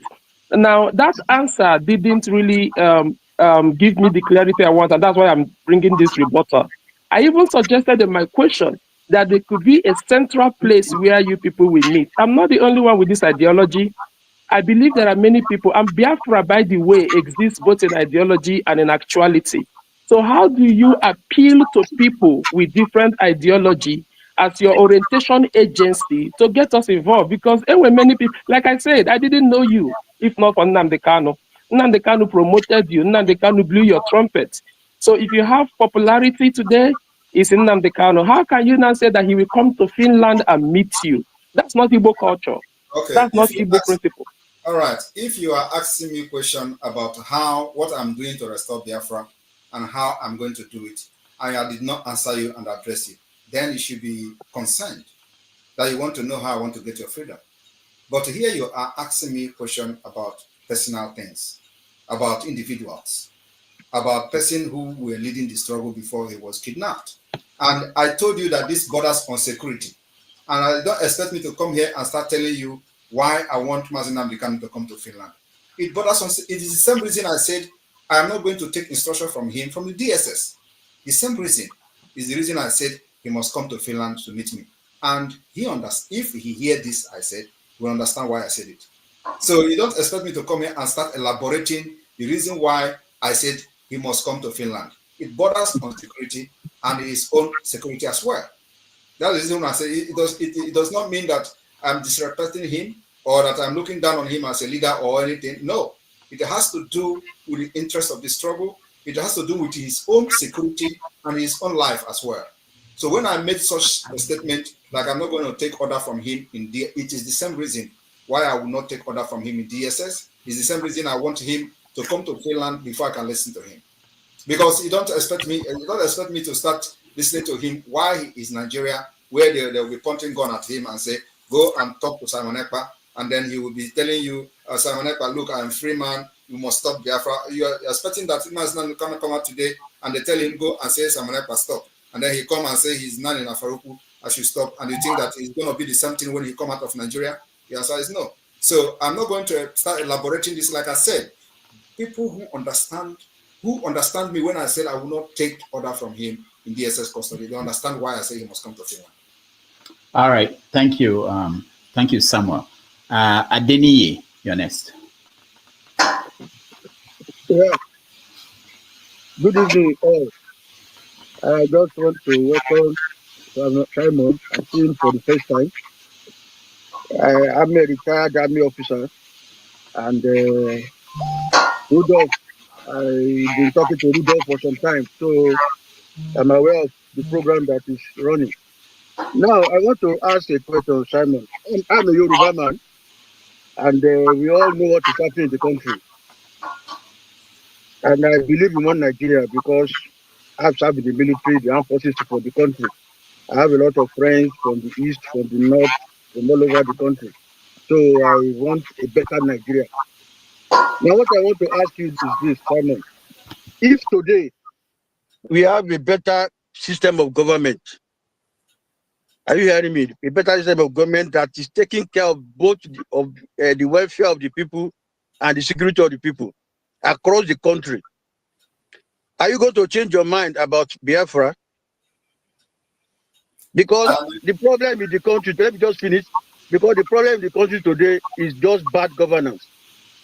If we have a better system of governance that make institutions to work at local government level, where the basics amenities, basic services are provided to the people, education, healthcare, affordable foodstuff, good living condition, where all those basics are provided, and at the center, people are well represented across the country, so that nobody will talk of marginalization. Are you going to change your mind about Biafra? No. Why? Right, because Biafra is looking for a better government. Yeah, let me explain to you. Because okay. this thing you are saying is not possible under Nigeria structure. Even if are you a Christian or Muslim? I'm a Christian. Even if you bring Jesus Christ to come and govern Nigeria, he can never change anything. Because even as Jesus Christ was born, he was crucified and killed by people. Now, Nigeria was not structured to provide these things and this leadership we are talking about. And that is the problem of many of you, because if you understand the problem of Nigeria, you will be in the forefront like Sunday Igboho fighting for the liberation of the Yoruba people. But because you do not understand that, that's why you are here to tell me if this work, if this happened, if this, where are you going to start? Okay, let me just answer you. Because me, I have gone too far. I have seen a lot in the country, and I have been trained to the highest level of administration in the country as a retired senior army officer. I looked at the problem of the country, and I decided to come up with a new constitution for Nigeria. I don't know if you can see a copy here. I came up with a constitution that takes care of all the tribes, all the what do you call it, all the groups in Nigeria. Please, if you are going to ever go visit Southeast, don't have your ID card though. If what? Don't ever go to Southeast with your ID card if you are in Nigeria army. No, I know there's problem in the Southeast now. We are trying to. I'm just advising you as person that is. I understand you. We are trying to solve problems now. You know one thing, Simon. When we got independence, we had problem in Nigeria when we were running parliamentary system. And how did the problem happen? Problem happened in the western part of the country. Today, if any group or any region decide to secede from Nigeria, and you don't have the right system of government, the same problem we are facing in Nigeria today, we will face it in any of the regions. Okay, so you believe the problem of Nigeria is in the constitution? Of course, that's why I have to write the new constitution. But that is not true. Let me explain now. Let me explain. No, Adeni, we have less than 10 minutes, and there are 3 more people left. So let me address him, because his argument is based on the constitution, that he claimed that once he presents this constitution, Nigeria will work. Now let me address him. The problem of Nigeria is not constitution. And when I listen to people talking about 1999 constitution as a problem, I just laugh at them. The 1999 constitution has a provision where they recognize a lot of rights. So have they respected that? There are provisions for Nigerians that are protected under this constitution of 1999. Have they respected that? That's what I'm saying. Now there are a lot of loopholes. That's exactly what I'm saying. Why are you bringing another constitution where they have not respected the one they have? That's what I'm saying. If the one that bringing this is respected and it is practiced, it will cater for all the regions. That's what I'm telling you. Let them respect the one they have first, which they have not respected. So what do you think? That one cannot work. I'm not in support of 1999 constitution. It has a lot of. But it is working to some extent. It is working on this exclusive. No, working for to the realites. They are exploiting the loopholes to do things for their benefit. That's what I'm saying. That if if you and I, if you and I together now fight the loopholes, are able to block those loopholes and come with the right condition for the country will move on. Because if you go Biafra now and I go Odudua, and at the end of the day we don't have the right constitution for our various groups, we will still be fighting each other. No, you understand me? That is the point, because the Nigeria problem is not in the constitution. It is an ideological. Listen, let me tell you now. It's a historical, ideological, and a religious problem. So, and this cannot be solved under the current mentality that Nigeria has for many decades. It's a historic problem. So, as you are now as a military personnel, you know how you serve Nigeria. And then you compare it to the people in your status that are from the northern Nigeria. Which rank did you attain before you retired? I think it was a colonel, but if you want me let's say he was a colonel. Now I will ask him, did he think that if he is from the northern Nigeria and have probably the kind of education he has acquired under Nigeria military, he will retire as a colonel? Is a question. Yeah. You see, if there are a lot of things happening. Just yes, it is possible, or no, it is not possible. As you are now a Yoruba man, you serve and retire as a colonel.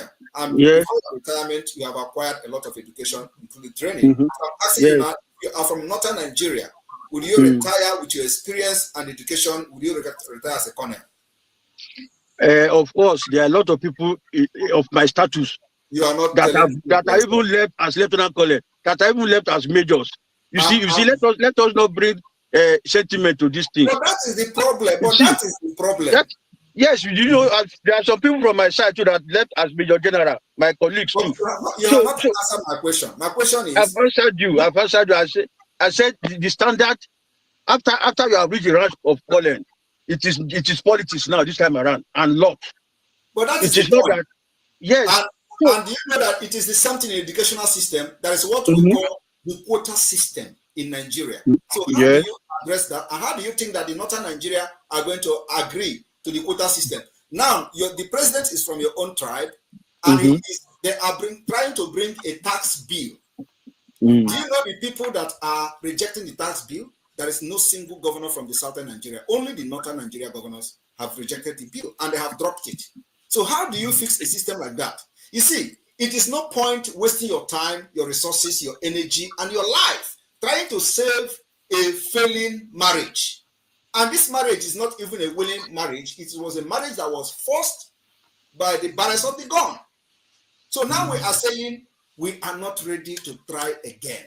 And we are ready to bring everything down. As you are looking at me, I am ready to burn down Nigeria for the interest and the life of my people. And if I have the opportunity today, I will order the burning down from Aso Rock, because that's where the killings of my people are being planned. I will bring it down. And the luck they have is that I don't have a nuclear weapon or a ballistic missile yet. But if I have it, I will start from Aso Rock, because that is where the terrorism against my people are being planned. Once Aso Rock is down, everybody will rest. I will begin to discuss the peace. All right, Denny, we'll get another chance to have this conversation. So please let me go to other people because he has to go. I want them to be able to say something. Chief Chukwemeka, you are next.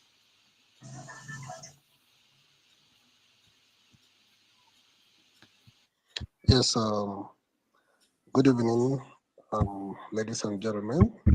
Yeah. I greet you. Biafra, your days belong.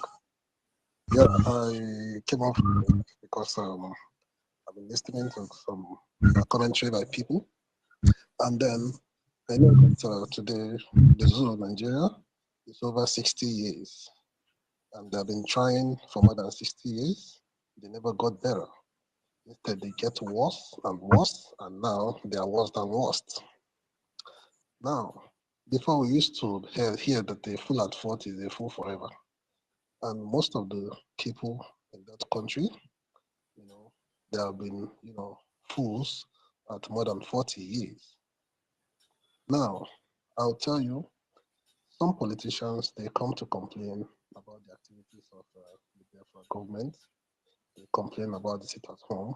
Chief Chukwemeka, we can't hear you. We can't hear you well. If you have a question, just go straight to your question, please. Yes. What I want to ask first, I want to commend the Prime Minister and his cabinet for what they have been doing for the Biafran people. Yes, and I want to tell him to keep it up, that Biafrans are solidly in support of the Prime Minister and the cabinet and the entire Biafra government.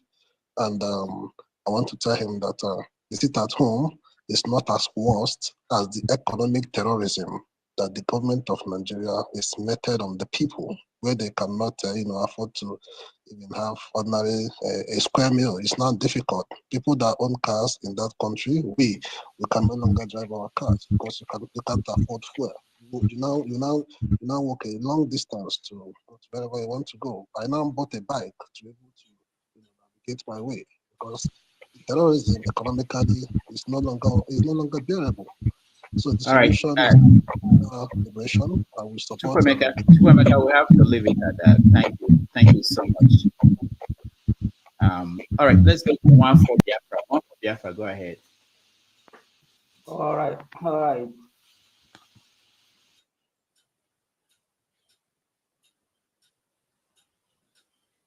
Rudolph, we cannot hear you. So one for Biafra, you're muted. I have the next 8 minutes. Yeah, no, one for Biafra, you're muted. Okay, can you hear me now? Yeah, go straight to your question, please. Yeah. So now, what I want to say is that I pity the likes of Dr. Chid and the others. Now, if you listen to Nnamdi Kanu's last broadcast before he was kidnapped, you will understand that he prophesied about his departure and the coming of Zaboreba. Go and listen it very, very well and understand the facts there, that he knows everything that is going to happen. Therefore, I have no too much. That's exactly the point I want to bring out to those who are asking useless questions here. So go and listen and hear Nnamdi Kanu prophesy about his departure and the coming of Simon Ekpa. And that's all about it. So I congratulate you, my PM. We are waiting for December 2nd, and God will make it a reality. God will make it a success. Thank you, Biafra, Prime Minister. Thank you. This is my first time of talking to you first one-on-one. God bless you. We are supporting you. We are behind you. And thank you very much. Come 2nd December, everything is going to come to reality. Thank you. All right. Thank you. Now the final person is Jeffrey Azuka. Go ahead. Yeah. Good evening, everybody. Good evening, Dr. Damages, and good evening, Prime Minister Simon Ekpa. This is my first time of actually getting to any platform to ask you questions, even though I've tried to get on your space multiple times to ask questions. Well, my question would be, first of all, I would say there's a statement or a saying that what authority does a man have to tell another man what to do or impose to another man what to do outside of a contract or an agreement?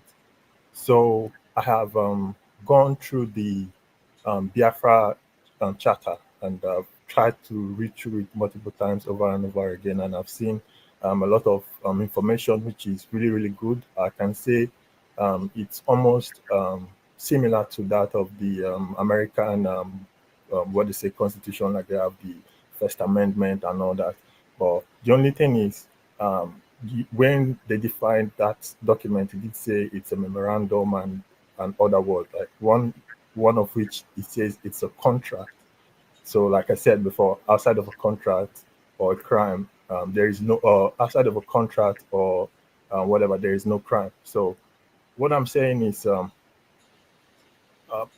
that document, is that the full disclosure for anyone who's saying, oh, they're support? Because I'm a Biafran, I wouldn't say, and I support 100% everything you're doing. Nigeria, they've messed up so much that, like you say, if you have what they call it, the nuclear weapon, I'll be the first person to help you press that button to destroy Aso Rock and everything. So my question is, are we being given full disclosure to say that document, that preamble of the Biafran Charter is going to be held to high esteem, knowing that they say a man's home is his castle. So what are the plans that are being put to make sure that those written words that are in there are not being violated by maybe the new government who will be coming in and all that? And then my last question would be, No, one question only, please. Okay, so what is the punishment for people who make false claim about other people? Just like some other guy came up moments ago and said, oh, he got report that you scam people. What would be the crime of people who make false claims against other people in their land? Thank you very much. That what you saw was just a charter, which is, like you said, maybe I would say the First Amendment or stuff, but that was the Charter of Biafra that was adopted during the last year convention in Finland. And this year convention, with the result of the self-referendum, we are going to vote on the Biafra Constitution. The Constitution has been drafted with over 200 and something articles. And so it is something that will form the legal base for everything we are doing. So this question is well addressed in the Constitution. It has to do with the law of Biafra and how people will be punished if they commit any crime and stuff like that. So it is well defined in the Constitution of Biafra, which will be voted for and adopted during the next convention that is starting on the 29th of this month. So, and then of course it will be in the public after that, and so people can go and see their constitution.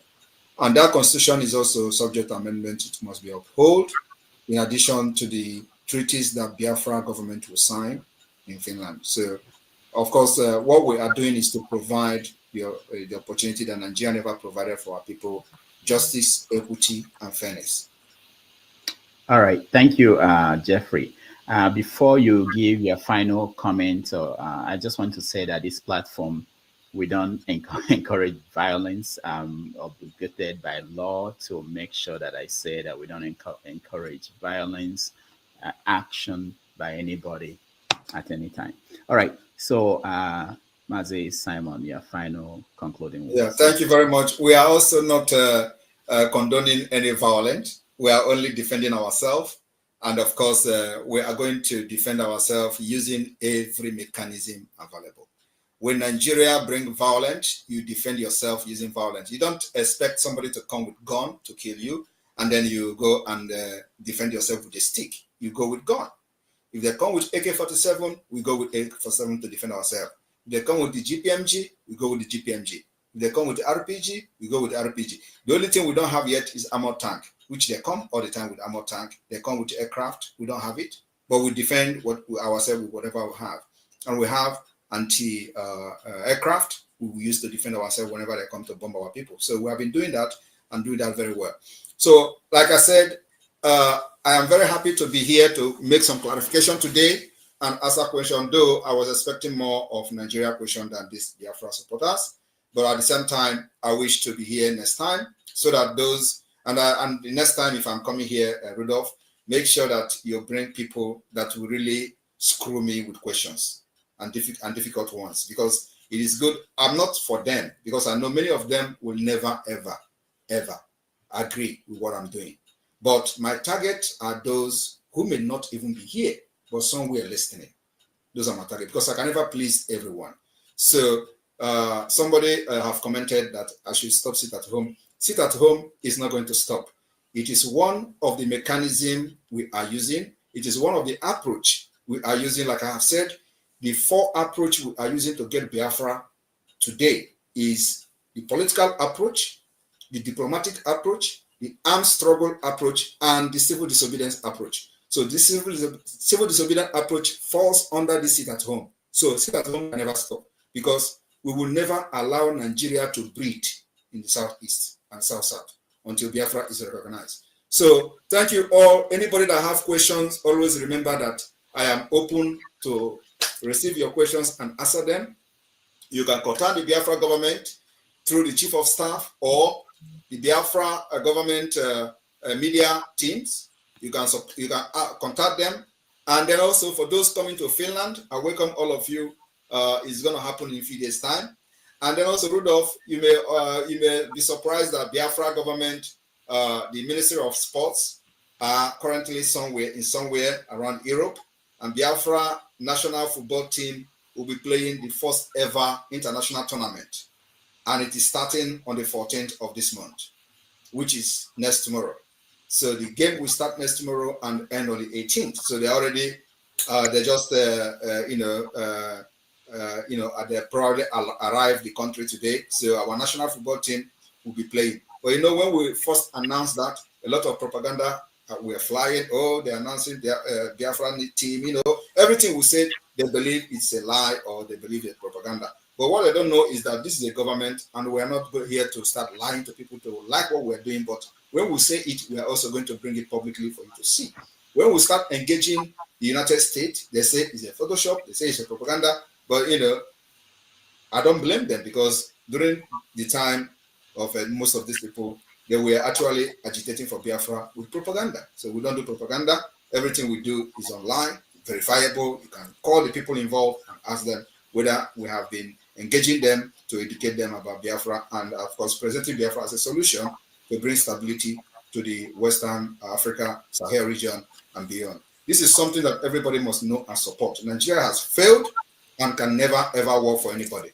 So the only thing you can do as a Biafran, if you are a Biafran, is to support, or you remain silent and watch how we will liberate you from Nigeria. Thank you very much, Rudolph. Looking forward to having this conversation again with you. Thank you. Thank you. We appreciate you. And I want to thank everybody that joined us. If you have not liked this show, please do. And if you have not subscribed, please do, so that more people can see this. Thank you, Master Simon Ekpa, and I will see you next time. Thank you. Thank you.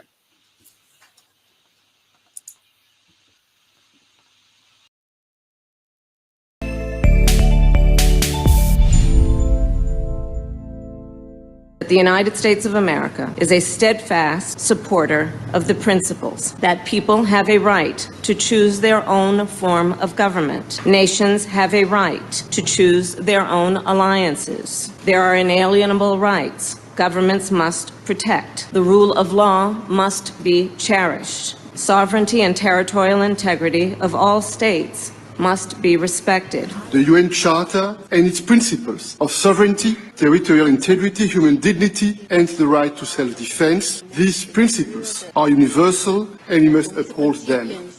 International law must be protected always and everywhere, without any ambiguity, in Ukraine, in the Middle East, and everywhere in the world. This is our global responsibility. Self-preservation must be protected at all costs. Today, the Biafra Liberation Army have neutralized dozens of these terrorists in our land, and we are proud of them. They will continue to go down. Our demand is very simple. Pull them out of Biafra land. Remove every checkpoint. If you do not dismantle all the checkpoints, they will continue to die. We will continue to excel. We will continue to deal with Nigeria, and Nigeria will never ever remain the same until Biafra exits from Nigeria. A government that uses violence will be responded with the same and equal measure of violence in self-defense. So I told them, oh my God, care is not taken, I will turn to a beast and Biafra will come. Nigeria has no rule of law. Their rule of law is gun and bullet. And we have come to resist it. My fellow Biafrans, the world leaders made it very clear that self-preservation is a must. They use the word must. And it should be protected at all costs. At all costs.